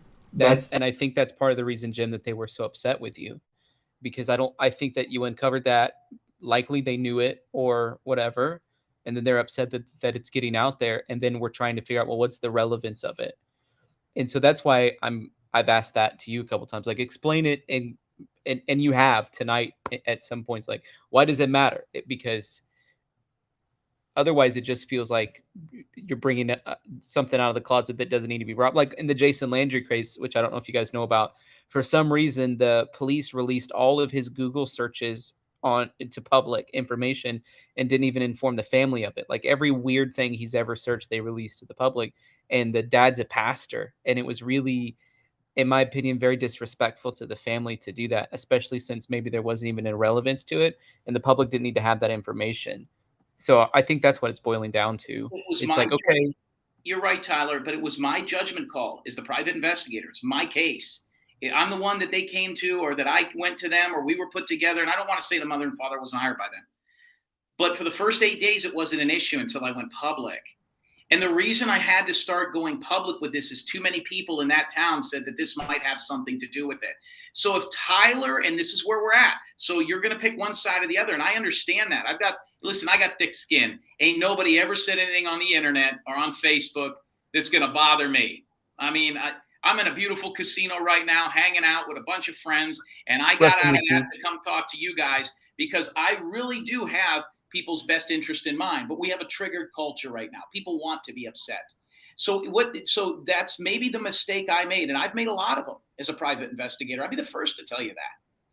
But it seems like if that's the problem, if you didn't know something that big in a person's life, and it was more important that got out, then that might be a significant piece to finding them, then we got a problem. And by the way, there was part of me, as much as people think I dislike homosexuals, that didn't think that saying that he was gay would have been the biggest problem with opening my mouth. I would thought the bigger problem, if you want to know the truth, was the fact that the guy was 40 years older than him. But what do I know? I didn't think the family or everybody in the world would be that offended that Dylan Rounds isn't gay. He wouldn't want you saying that. Well, he's not here to tell us that, is he? When he gets found, maybe he'll do that. So, Tyler, I hope if anybody in your family ever goes missing, and it being gay might bring more people to the table, which, by the way, it did to me. They just didn't want to hear from those people. Maybe it'll help you find your loved one. You got to make that decision, and I probably made the mistake of going public with that. In the Gloria Alvarado case, I didn't go public with that.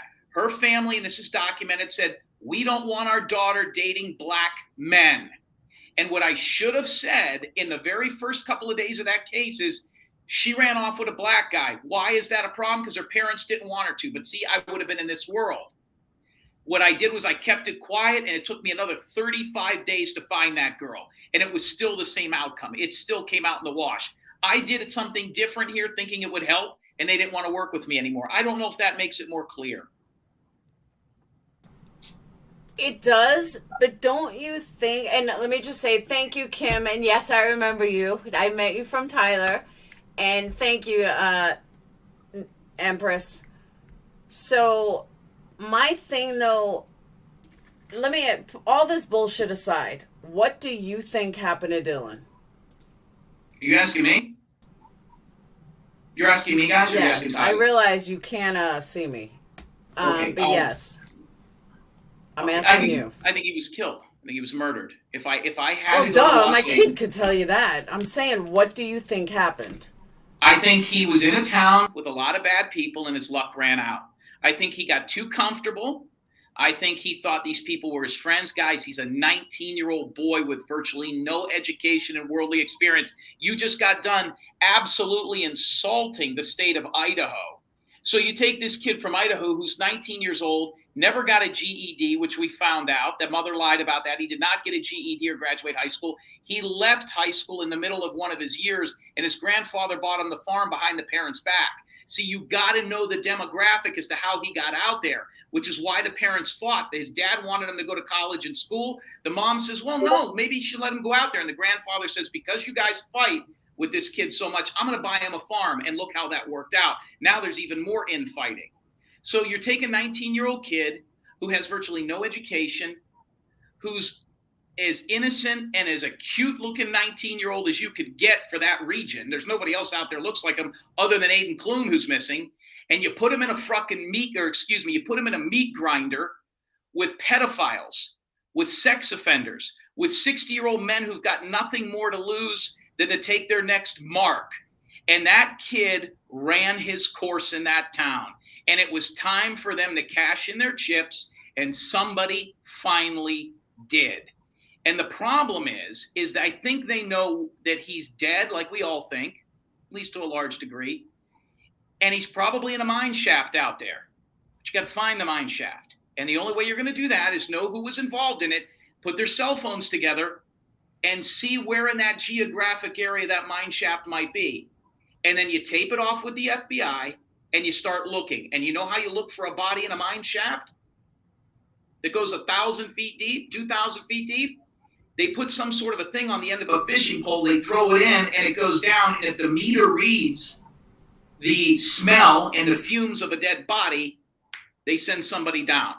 And that was probably what they're doing now. But you got to find the hole first. And that's probably where you're going to find Dylan Rounds, in a hole. All right, so to put this all together, so you believe his friends did it, the shady people that he hung out with? I didn't say that.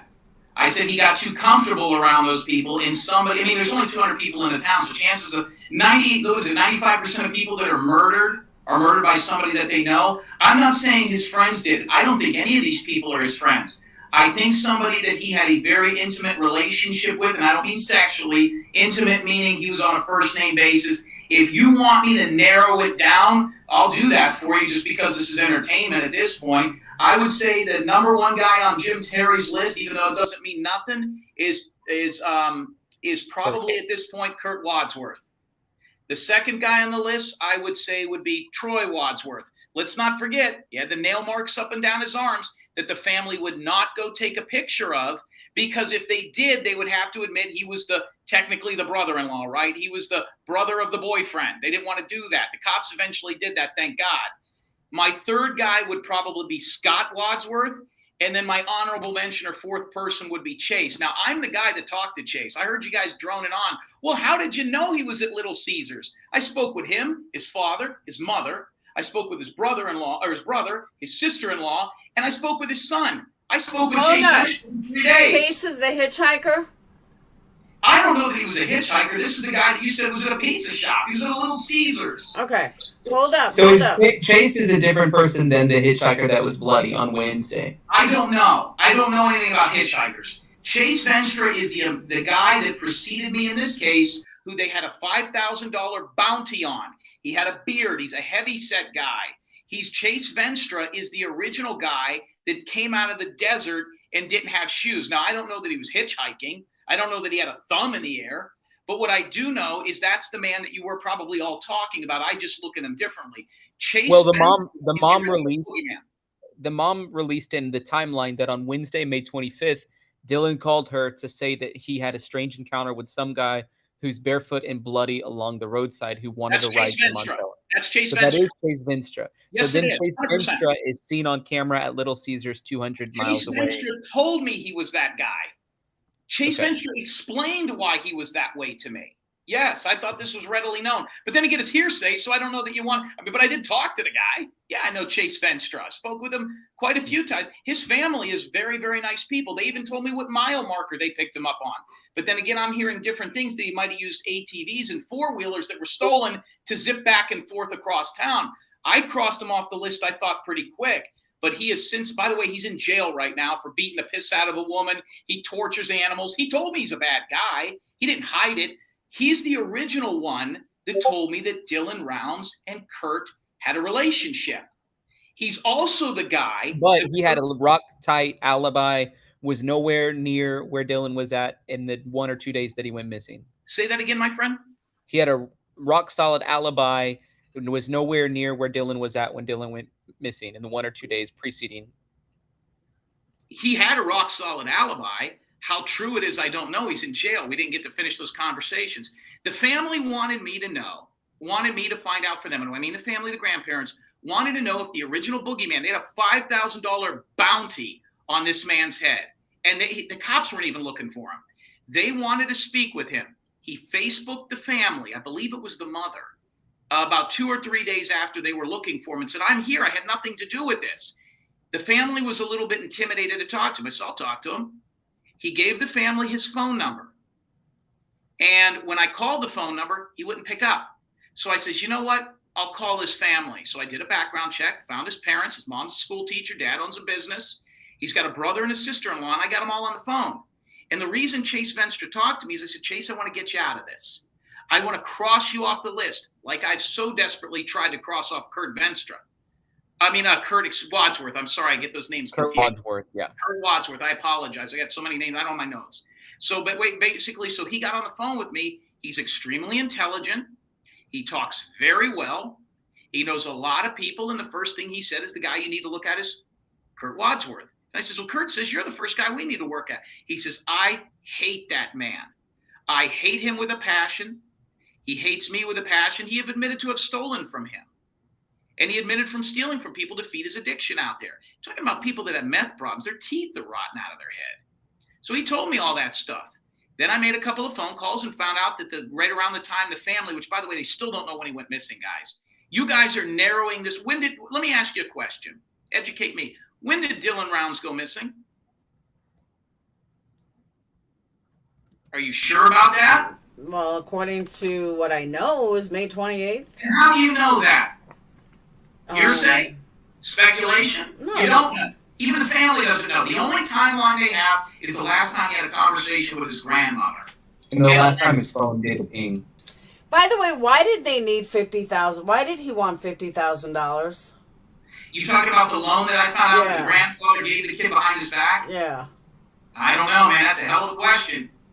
He never Maybe we should ask the people he hung around with the most. he never told the grandparents why he needed 50 grand? He had 30 grand in his pocket. I don't know. I don't know the answer to that. That's $80,000, guys. $80,000. I've seen people almost kill each other over a couple of $100. No, I agree with you. Yeah. You can't get comfortable in a situation like that. God bless these grandparents for putting that kid out there. They thought they were doing the right thing and they screwed up. Sad.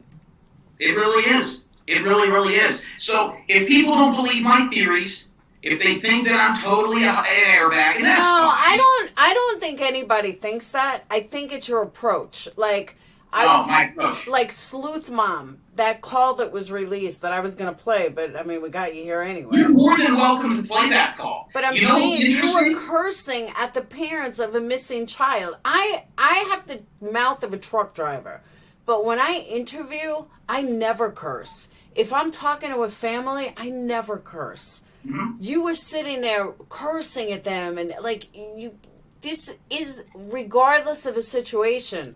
This is the family of a missing child, and How long have you known my career and what I've done online? How many interviews have you seen me on and seen people? Who was that girl that had the blonde hair and she was chasing the people around in Tennessee? What was her name? She was your friend. Molly, MGL. Yeah, you ever seen the Molly Golightly Jim Terry interview? No, maybe You've I never don't know. seen. I You've never might seen have. her I and I might fight have. online. I might have. There was a real famous video. It's one of the first ones I did. I had no idea what these folks were. And Molly Golightly, is that her name? Yeah. She had me on one of her shows. I didn't know who she was. I thought she was a Dolly Parton impersonator. I had no idea. And they put me on this program with her and some real skinny bald guy. He looked like Brian Landry. I had no idea. Your friend that you don't talk to anymore put us on a show together over a woman named Michaela Nelson, a case I worked with, a good-looking girl out of Columbus, Ohio that went missing from the military. They put me and her on the phone. And after I got through the 9 pounds of makeup, she started telling me how I should act and how I should talk and what I should do in order to investigate a case. And at some point, you got to take a little bit of an offense to that. But if you look through my career, I've never changed. You know what you're getting when you get me. I explain to you 100% what I am up front. There is definitely nobody that doesn't know who I am right now. And if you don't like it, don't hire me. But if you want to see a great video, me and that woman go one-on-one. In fact, she cuts me off of her show, starts to cry, and then she starts screaming about how she would never let a man date her that would talk to her the way that I did. The only part she was wrong about is I didn't know it was a woman until halfway through the interview. Like I said, I thought she was a Dolly Parton impersonator. And then she had me back on the show an hour later because we found Michaela Nelson, and she was taking credit for it. I don't understand this world, guys, but you're also listening to the one audio tape that they listened. Where's the other 9 days of audio tapes? I've got 2 people on the phone. See, you look at them as the parents of a missing kid. I look at them as 2 parents that weren't listening and didn't hire me and weren't in charge of this investigation, telling me what direction I should go in. A Costco employee, when I knew more than she does. She said it on every interview in the last couple of days. We don't have anything. Sounds like the only thing that they know at this point is that I don't know anything. We'll see how that works out. So while you don't like my delivery, you can't argue with my results. And they're all out there, despite what any Facebook page or troll is doing. And there's... I'm not saying that I ever, and I've said this publicly, that I don't doubt that his information is correct. I just think your delivery to the family was a bit rough. And your last interview on Zav Girl, I'm a straight shoot. I'll tell you this straight up. I sat through an hour of you talking about nothing but word salad. And there were like 3 minutes of actual information in an entire hour. And I know you. I've listened to you. I've heard you. And I know that your delivery is rough, but I don't fault you for that because I got a rough delivery. I don't fault you for that. What I fault you for is the constant word salad. Like now, I didn't hear Tyler's from last night, but I'll be honest with you. I feel like this interview was the most I've ever heard you be calm, not want to over talk yourself, not have a bunch of word salad. I thought tonight you did really well. He did great on Crime Talk. Sometimes you need a good dance partner. Sometimes you can't go on a show. Let me be honest with you. Sometimes you go on a show. I've been on these shows, okay? And I don't know how much you guys know about my background in the media. I've done radio and media for the Ultimate Fighting Championship. I was on a show called MMA Junkie out of the Mandalay Bay in Las Vegas where I had to host my own show. And I even told Tyler, we had 3 hours and it never stopped. We went back and forth. I got a lot to get out. I assume I'm the guest and they want to hear me. But the last thing I want to do is come on a show like this and say, hey, guys.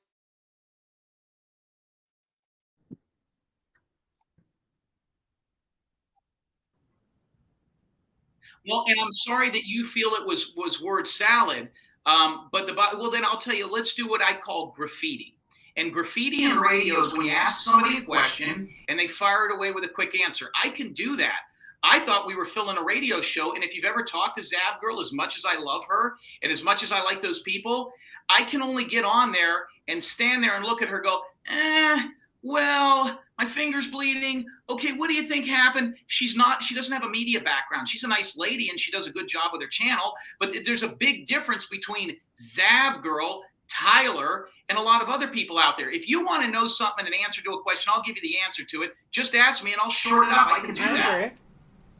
What do you want to know? You got me. No, I agree. I understand that. What do you want to know? You got me. I've Well, I think what she's doing is making sure she's saying to your face what she said before you got on the stream, which I respect. I think that's really respectful that she's doing that. So it's simultaneously making sure that she's appreciating you, but sharing her criticisms with you as well. That's the right thing to do. That way she doesn't seem friendly to you in this moment, and then you go back and watch the replay and like, what the heck, why has she been talking so bad about me at the beginning of the stream or whatever. So I appreciate that she's being honest with you about her perception of previous interviews or whatever. And Monsters Under Our Bed, which I never been on the channel until today.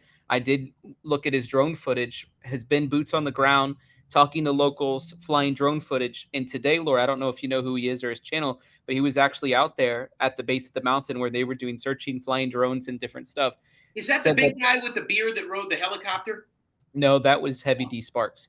I don't know who either of these people are. This guy's just another YouTuber. But anyways, today he released 2 videos where basically he was saying the militia group, their relationship stuff, his conversations with locals basically corroborate everything, Jim, that you've been saying on this case. Whoa. Who is this guy? I don't know who he is. Why don't you say that again there, Tyler, one more time? Because I didn't hear that, and I don't know who this is. So say that again. He's just another YouTuber who was actually went to the. I don't know if he's from this area or went to this area to. What's his name? Big Bear. What's his name? His name's Monsters Under Our Bed. Okay, that's probably not his legal name. Yeah, I don't know what his legal name is. I've only been on his channel one time. Monsters Under My Bed. Yeah. What'd he do? He went. I mean, he was there, boots on the ground with a lot of the search teams and flying drones and talking to locals. And he said what about the private investigator? He said that there's a lot of what you were talking about that was corroborated. Especially, I don't like the word militia because I think that's the wrong language, but that's the word he used. That's the word you used. The militia stuff especially was corroborated. That he was part of vigilante group or whatever. And I didn't watch the full stream. I skimmed it, but I think he was verifying even that some other people were also saying that Dylan was in a relationship like you've been talking about. Yeah. And you know what, guys? You know what probably happened to him? People stopped subscribing. They said he was a Republican. They said that he's probably my cousin. I'm sure that guy got a lot of crap for agreeing. Well, he just released it today. Yeah. So what I would like that guy to do is, my phone number is readily available. I'd like him to call me, and I'll put him in touch with 10 other people that I promise you he hasn't talked to, because I've never heard of the man. And I don't want to say that just because. So is he lying? So let me get this straight. A guy that has boots on the ground, that talked to people face to face, corroborated all the crap I heard and I got for the family from 3 time zones away. But hold on. I don't think anybody, I mean, anyone that I would respect per se, I don't think anybody is doubting your information. They just don't like the way I say it. It's your delivery, and you get excited about stuff. I'm the same way, but you get excited about stuff, and you have so much information that you want to get out there. So you talk a mile a minute, which is okay. But sometimes delivery, you lose the actual information because it's not being transcribed right. If people are offended by what I give them, this truth is going to help their missing person. If the words offend them more than the details of where the person may be, I don't want to have anything to do with those people. I don't want people in my life that are so soft when I'm dealing with something so delicate, that me saying, hey, this guy's got fucking scratch marks on his arms, and those are your son's nail marks. Now, if that offends them, how dare you talk to the mother that way? I'll tell you what, I'll apologize when she goes and looks at the nail marks. She never did. So I would focus more on what I'm saying than how I'm saying it when it's something like this. Now, if I'm in the grocery store and there's an elderly woman ahead of me and she's taking forever checking out, and I look at her and I say, ma'am, are you going to hurry up a little bit here? Or, hey, you need some help? Or if I go, hey, you want to fucking hurry it along a little bit? I can understand. We're not in line at the grocery store. This isn't church. This isn't entertainment. And I don't have the luxury of being on a YouTube channel second guessing people that might have a dead loved one. So when I looked at that mom, and when I got on the phone with that mom, who, by the way, has been putting people in circles for days, and I said, enough's enough. I put the rubber where the road went. Well, they got rid of me, but they still haven't found anything since. You really should do a YouTube channel. I think it would be successful. I've had 4 offers to do YouTube channels in the last 5 days, and I have understood more about this. I didn't know what doxing was. Do you know what doxing is? Oh no, I would be doxing everybody else. Oh. Yeah, I didn't know that was a thing. Let me ask you this: what's striking a channel mean? It means That's when, like, if I played Zap Girl's interview and she got upset about it, she could strike my channel. Well, then why don't these YouTubers just strike down all their competition? Because they're not playing each other's videos. If I played Laura's videos and then she got mad at me, she could strike my channel. I'm not playing her videos, you know what I mean? Like, that's how it works. But what is the pushing level of what makes somebody strike it? Mentioning her? Like, if I gave you Zap Girl's real No, name... not mentioning. Anytime anybody plays my videos, I have a tab that will say, like, here's all the people playing your videos, and I get to choose whether I give them a strike or not, or ask them How to remove quickly it. do you think me with my own channel, and this is what I have with the production guy, how long do you think my channel would last before people struck it down? That's true. He's got a point. Yeah, 3 minutes. 3 minutes. But I'll tell you what, if anybody wants to entertain the fact that I could come on and be a co-host, I wouldn't mind doing that. I'm just not a big fan of this stuff, guys. You know how many calls I've had on Summer Wells, and the only thing I know is a picture of a girl with a shaved head. I know, and that girl that I argued with took like a pen to a church. Other than that, I don't know anything. I don't care about Brian Laundrie. I don't have a passion for those cases. 90% of the cases that I've done, you've never heard about, and those are the ones I'm probably most proud of. Well, you guys are really having great conversation that is very meaningful and uplifting. I do need to get off of here. So Okay, good, Tyler, because me and her can't get a word in edgewise. This is Laura, thank you for letting me come up on your channel today. I appreciate you. Yeah. Bye, guys. All right, listen, I don't want to keep you. Can I at least see what you look like one time without the photo? I mean, I don't understand what that means.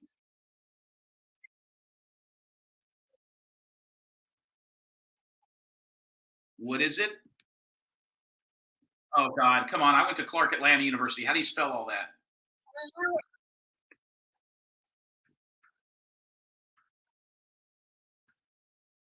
And what is this?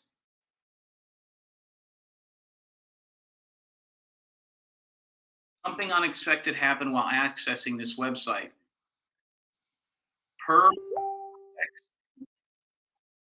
Oh, that's on YouTube. Okay.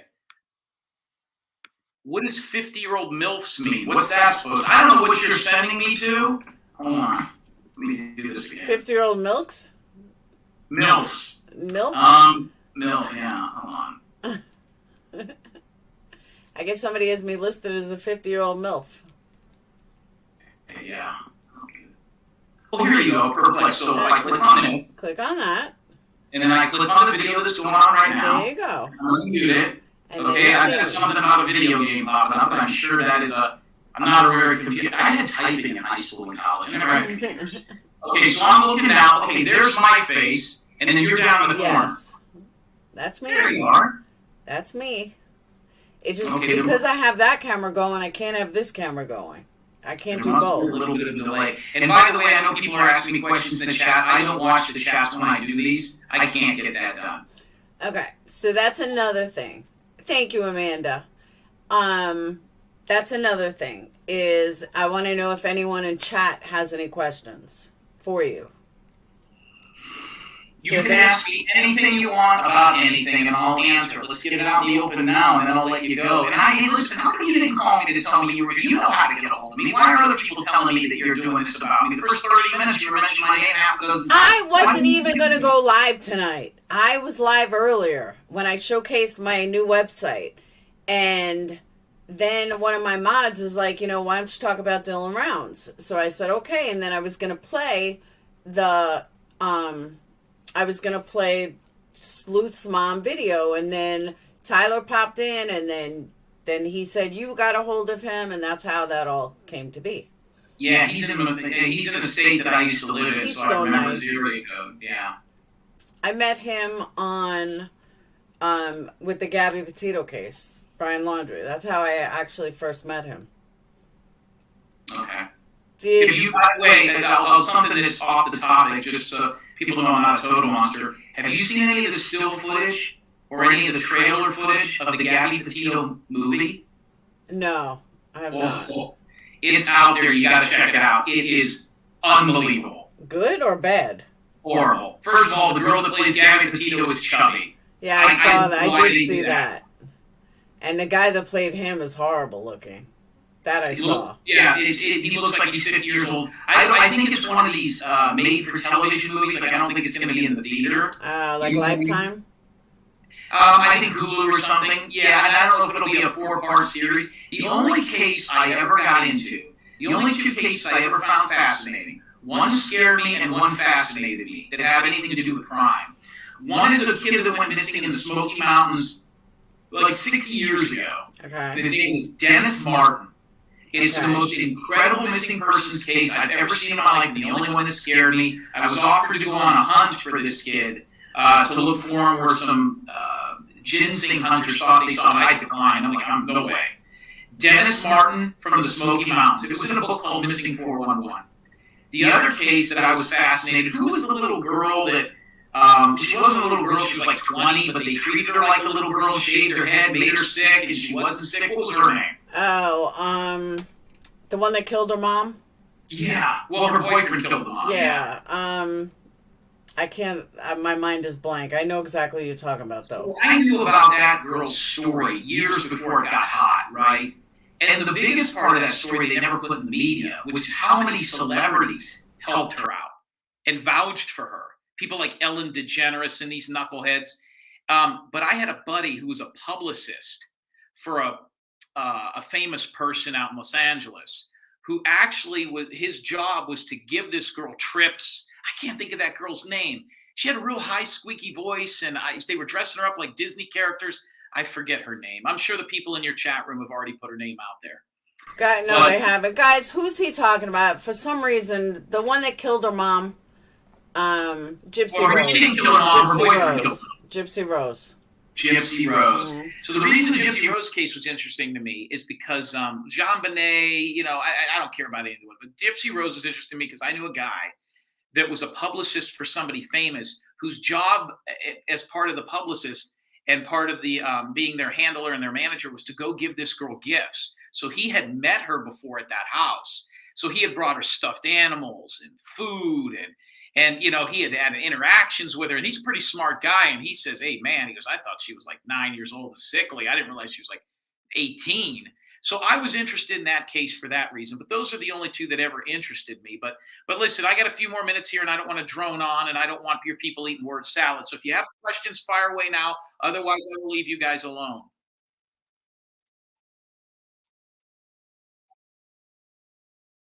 No, never got to that point. I didn't realize the kid had that kind of money. Let me tell you another thing. If $50,000 from the grandfather, $30,000. I found more out about this case after I was let go, not wanted to work. Yeah, because I'm not an hourly employee. I was paid in full. So whether they keep working with me or not, you can't fire somebody that's paid full. But the reason that's a sticking point with me is because I don't want people thinking that I was $100 an hour. I don't do that. But as far as a bank account goes, it was never an issue because, and it might be an issue later on, and I think it's going to be a big part in this case. That's a good question, because people out there don't get to the movies. They don't get to the grocery store. They don't get to a lot of places, and they definitely don't get to the bank. So I think a lot of the cash this kid carried was carried on his person. And I think a lot of the cash that this kid had probably at some point will be accounted for. But I was not under the impression that he had $80,000 and was walking around with that kind of money. So I never got to look at the bank accounts. No. So let me ask you this. Do you think, 2-part question. One, do you think that he took off with somebody with this $80,000? Or No. 2, do you think that he was killed for the money? I don't think he was killed for the money because they could probably account for the majority of it. I think he was killed because they thought he had the money. So let's say I see you in an alley and you look like $1 million. You got the lipstick, you got the candle business. I mean, you look like you're sitting on. You look like an intelligent, wealthy woman. You do. Thank you. Okay. I'm poor as can be. You may be in a studio apartment eating ramen noodles. I don't know, but I know what you look like now. Not that bad. I know how you sound. So I'm going to probably guess if you're going around also bragging about shit in the middle of a desert where everybody else is wiping their ass with their bare hand, they don't have drinking water or they don't have electricity, they're on land they don't even own, I might take a shot at that sooner or later if I'm desperate or I need drugs bad enough. Make sense? Okay, but on one hand you said that he has he always brought cash on him, so he did have the money on him. Well, I don't mean he carried around $80,000 in his back pocket. When I mean on him, I mean not in a bank. So let me put it to you this way. I came to a casino tonight. I'm in a casino. I'm staying here. I have some commitments. I'm with some friends. I'm doing some other stuff with football. And I have about $6,000 on me. Okay. It's not on me right now. It's not in my front pocket, but it's in my room. It's on. I have it, But the people down in the casino, if they think I'm a high roller, they don't know they're going to assume I have it. We're not talking about smart people out there. We're talking about desperate drug addicts, pedophiles, and felons that saw this kid, whether we believe he's loaded or rich or not, as an easy mark. He's a little kid. They're saying he's 5'11". No way. Hell no, he ain't 5. I'm 6'3", 225. There is no way that kid's 5'11". No way. His mom's 4'11". Look at pictures of them together. He's not much bigger than her. So he's an easy mark. And I think he probably said, hey, go get your money. I don't have it. Hey, you got that money on you? Let me see what you do have. One thing led to another, and maybe something that way happened if I'm going to speculate. So just because he didn't have the money in his back pocket doesn't mean he didn't have the money on him. See what I mean? See, what you just said, though, ties everything together, because that's what I feel like. I feel like people made this more complicated, and it probably is that simple, that he was robbed, he was mugged, he was something. By people that knew him, though. So it's not as simple as he was, they hit him over the head with his wallet. It probably was a little bit more contrived than that. If we're going to second guess and play this, let me give you my scenario of how something like this goes. Dylan sees these people. He picks this guy up. This guy's bloody. He tells them, oh, listen, where are you going? They start bullshitting. This kid bragged a lot. He was a bragger. Even his buddies in high school and the people that he went to school with and people that I've talked to said that he would brag. And he had a lot to brag about. But he's in an area where you do that with people. Those are the wrong people. I promise you, you went to Brooklyn and did that. But because it's a desert, they think it's safe. It's not. So he probably was bragging about this for the last couple of weeks. He's got a $50,000 loan coming that his parents didn't know from his grandfather. He's got $30,000 squirreled away. His mom's bragging about how he's got to have his seed truck and this truck. He's got all this stuff. And it probably, people got desperate enough and took their opportunity and said, go get it. I don't have it. You go get it. Maybe there's a struggle and they get shot. Maybe they kill him thinking they'll go back to the trailer and get it. And it's not there. And the die is cast. There's a lot of different ways it could go down. The bottom line is if he was living in a shed and didn't have any money, it probably wouldn't have happened the way that it did. I can't believe that kid lasted as long as he did. I can't believe he lasted out there as long as he did.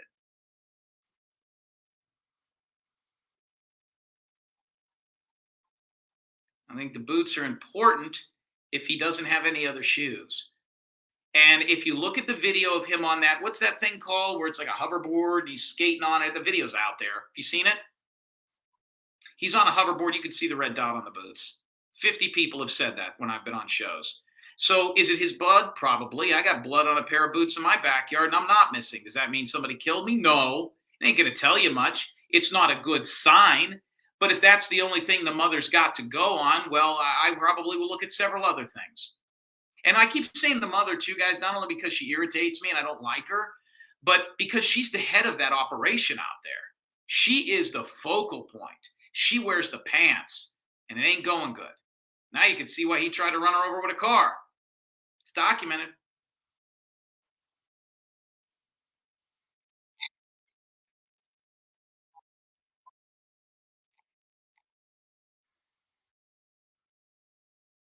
Watson, yeah.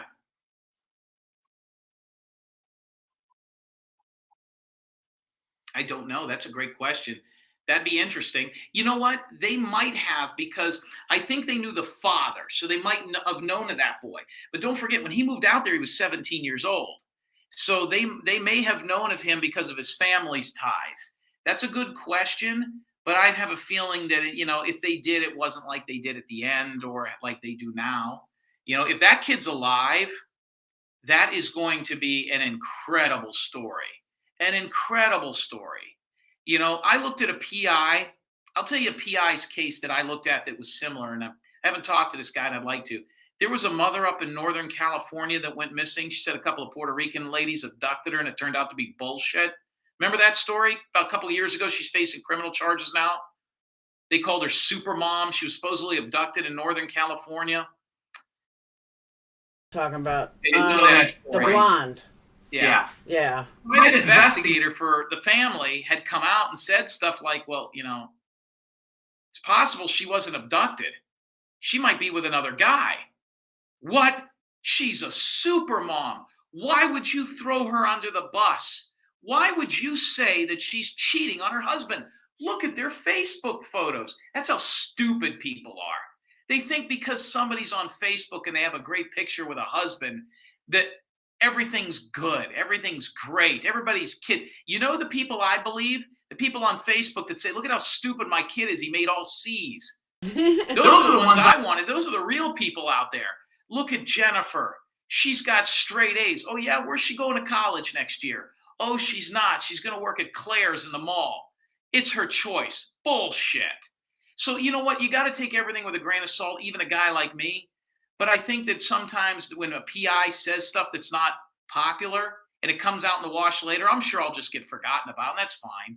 But that PI went on there and he said that mother probably cheated on that guy and is probably running around the country with somebody else.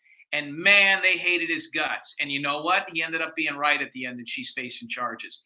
You never know, but now I can sit back and watch, and I'm a big I told you so guy. I hope I'm wrong. I hope that kid's alive out there. I hope he is with another guy or another girl. And this is some big ruse, but it's not looking good if the FBI's involved. No, I agree. And I Anything else? And I agree with that. The more I learned, the more I realized I just don't think it's that complicated. I think that him being gay may not have anything to do with it. I think maybe it did. Maybe it was a hate crime among these people. But you said something that I absolutely agree with, and that is they wanted his money. If he was a bragger, he was, a little nothing, and they killed him for it. And it will all come out. But I just don't think it's that complicated. Real quick, let me give you one story that will explain all this. Okay. When I played college football, we were in the dorms in Atlanta, Georgia. We were in a bad area. I went to Clark Atlanta University. I played there in the late 90s. And we got, as part of a full scholarship athlete, you get unlimited food. I can go to the cafeteria and eat whenever I wanted, okay? They treat the football players like gold there, and they do it with food. Our dorm was on the side of the campus, away from everywhere else. It was on James P. Brawley Drive. I'll never forget it. And they stopped serving pizzas to our dorm. Papa John's, Domino's, Pizza Hut would not deliver pizzas to our dorms anymore. And I wondered why that was. Well, I met a driver one time, and I said, why? And he says, what happens is our drivers deliver pizzas to Ware Hall. That was the name of the hall I stayed in, Ware Hall. And while they're up there delivering pizzas, 4 or 5 football players in that dorm will go down there and rob the car while it's running on the street, or they'll take the car and park it somewhere. Or what they'll do is they'll make a couple of orders, wait for him to come up there, grab his money bag. Now they only carry like $50 at a time or $20. The drivers, it even says it on their trucks, and they'll rob him. Or they'll take his pizza, shut the door, and tell him they're not going to pay him. So I went to these guys and I says, why would you do that to some college kid working at Papa John's when we get unlimited food here at the college? Why would you guys, and these are big guys, 6'4", 300 pounds, college football players, nobody's going to mess with them. Why would you guys do that to somebody who's trying to earn a living? You know what they told me? Because we can. Because we didn't like the way he looked. Because we didn't like the fact that, and they probably did that to Dylan Rouse. That's what happened to Dylan Rouse. Why did they do it? Because they could. And I agree with that. And that's why I'm saying I don't think it's as complicated as people want to make it. I think you're 100% right in that. That he just took him. They didn't like him anymore. He was no longer useful to them, whatever, and it's just that simple. And I agree with that. Occam's razor. Why does Yankee Candle suck? Yankee Candle uses paraffin. They use chemicals. Their stuff is garbage. Paraffin? What is that? Is that a type of cat? Paraffin is a type of wax. It's a horrible type of wax. It's why people get headaches, why the candles only burn, the smell only for like a minute. Like it only burns halfway and then there's no longer a smell and it gets black soot on it. They're machine-made candles. Do you have candles? I got a buddy that's asking me this in the background right now. Do you have a candle that animals aren't allergic to? I have two dogs. All my candles are allergen-free. Allergen-free, cruelty-free. I use top-of-the-line organic FDA-approved wax. All natural, all chemical-free. Go to ENERGIE candles.com.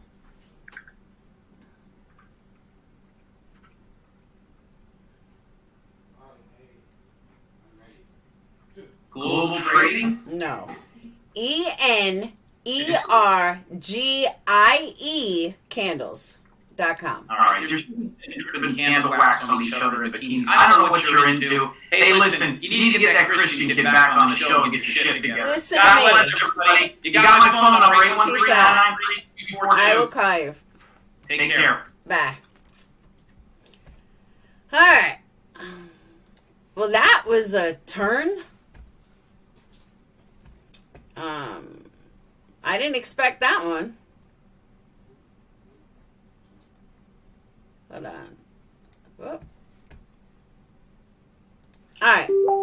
So I do apologize about the sound issues. The sound issues were because I was running two different places, two different streams, and I had to mute on sound on both places anytime I wanted to talk. So I apologize. There's nothing I could do about it though. Because I know you guys were getting an echo and I was trying to not have the echo. So I apologize. But that actually turned out much better than I thought. And I absolutely adore Tyler. I was happy to see him come in. Thank you, Amber. I can handle Jim. Clarissa, I've been on for hours. How long have I been on? Like 2 hours? Do you think this guy talks in bed? Maybe. Yeah, I thought he really did good tonight. I do. I thought he did good tonight. All right, that ain't gonna happen. I was so hooked on what y'all was saying, I didn't even notice the sound issue. Well, that's good.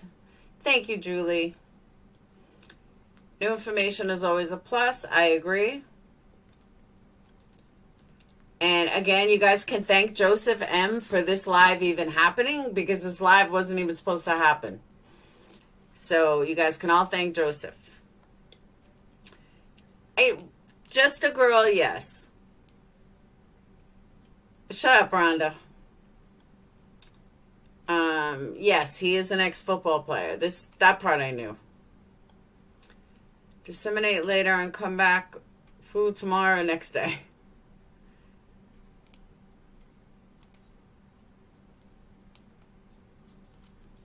You handle him well. Yeah, I'm going to watch Tyler's interview with him too. Extra 3 Latinos could be a bot. I don't know. Jim's gone. I can ask him tomorrow. He helped me search for my birth mother. Okay. Thank you, White Lotus. And I want you guys to know that while I was Dayton ate everyone's dinner. Thank you, Dayton.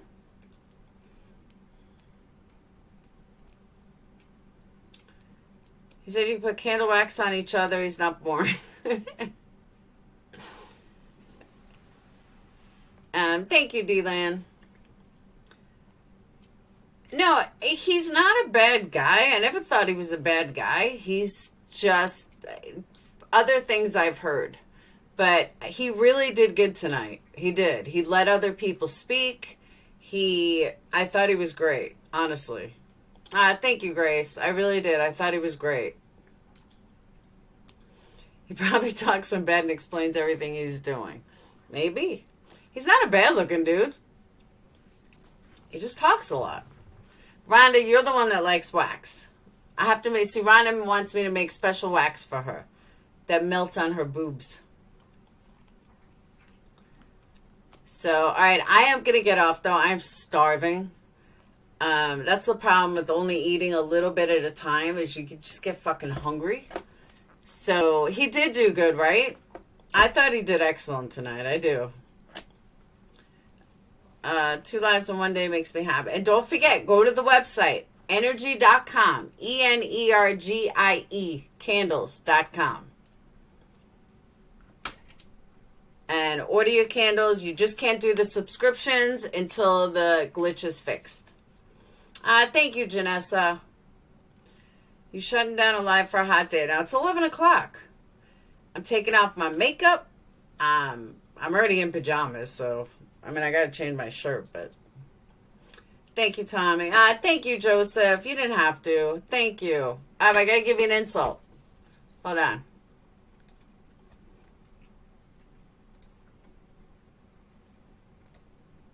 Excuse me a second. What are you babbling about? Lindsay, this one is for you.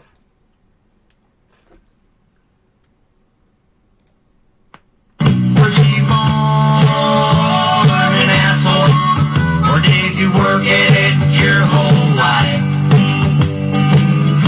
Either way, it worked out fine, 'cause you're an asshole tonight.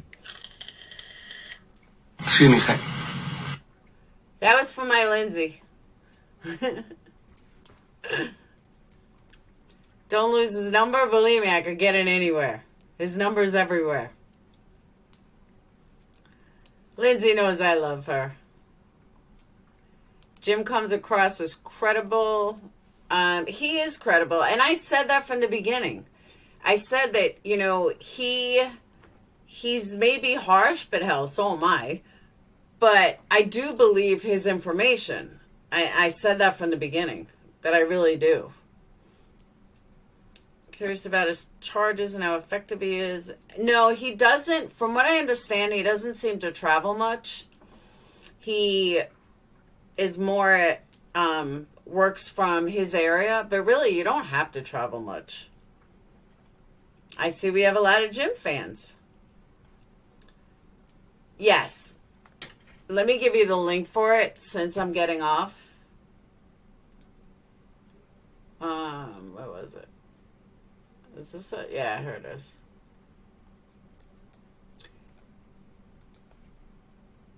How could you not love Lindsay? I agree. You stuck at work.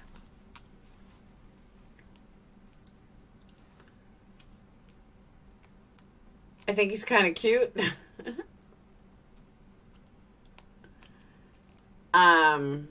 But yeah, I just dropped the link for what I was going to play tonight, which I don't have to play anymore because it's really an hour. It's like 40 minutes. I think they possibly murdered him to give him. I agree with that. I absolutely agree with that. After listening to Jim tonight, I really think that it's simple. I think it's Occam's razor. I think it's Occam's razor. I really do. That he hung out with the wrong people.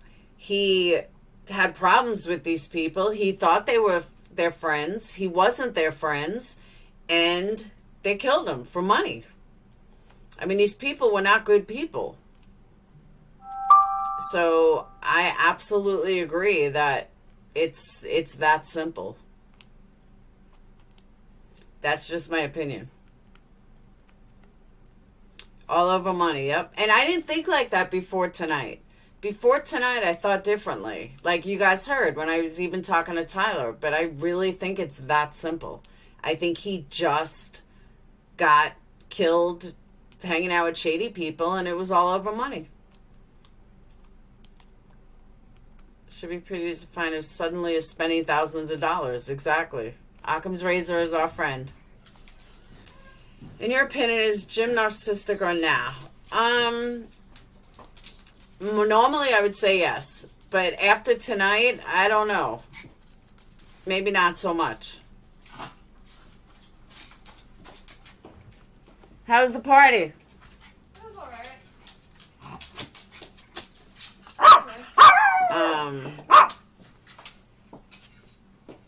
So, alright, but Sage just got home.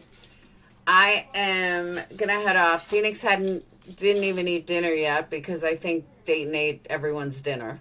So I'm gonna try to find something for Phoenix to eat, even though he's 17 and a half years old. I still play mom.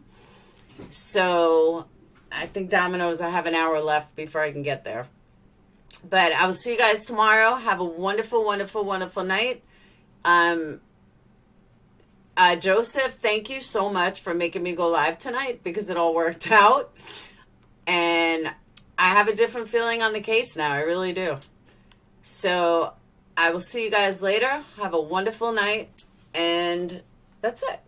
And go listen. If you haven't heard that interview, here, let me give you the link again. And you guys will understand what I was saying and what I was feeling. I know, but I'm such a sucker. When I was 17 and a half, my mom didn't cook for me still.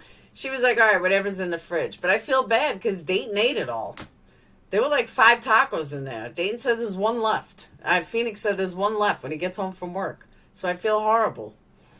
So, all right. I will see you guys later. Have a wonderful night. And I hope you guys found tonight informative.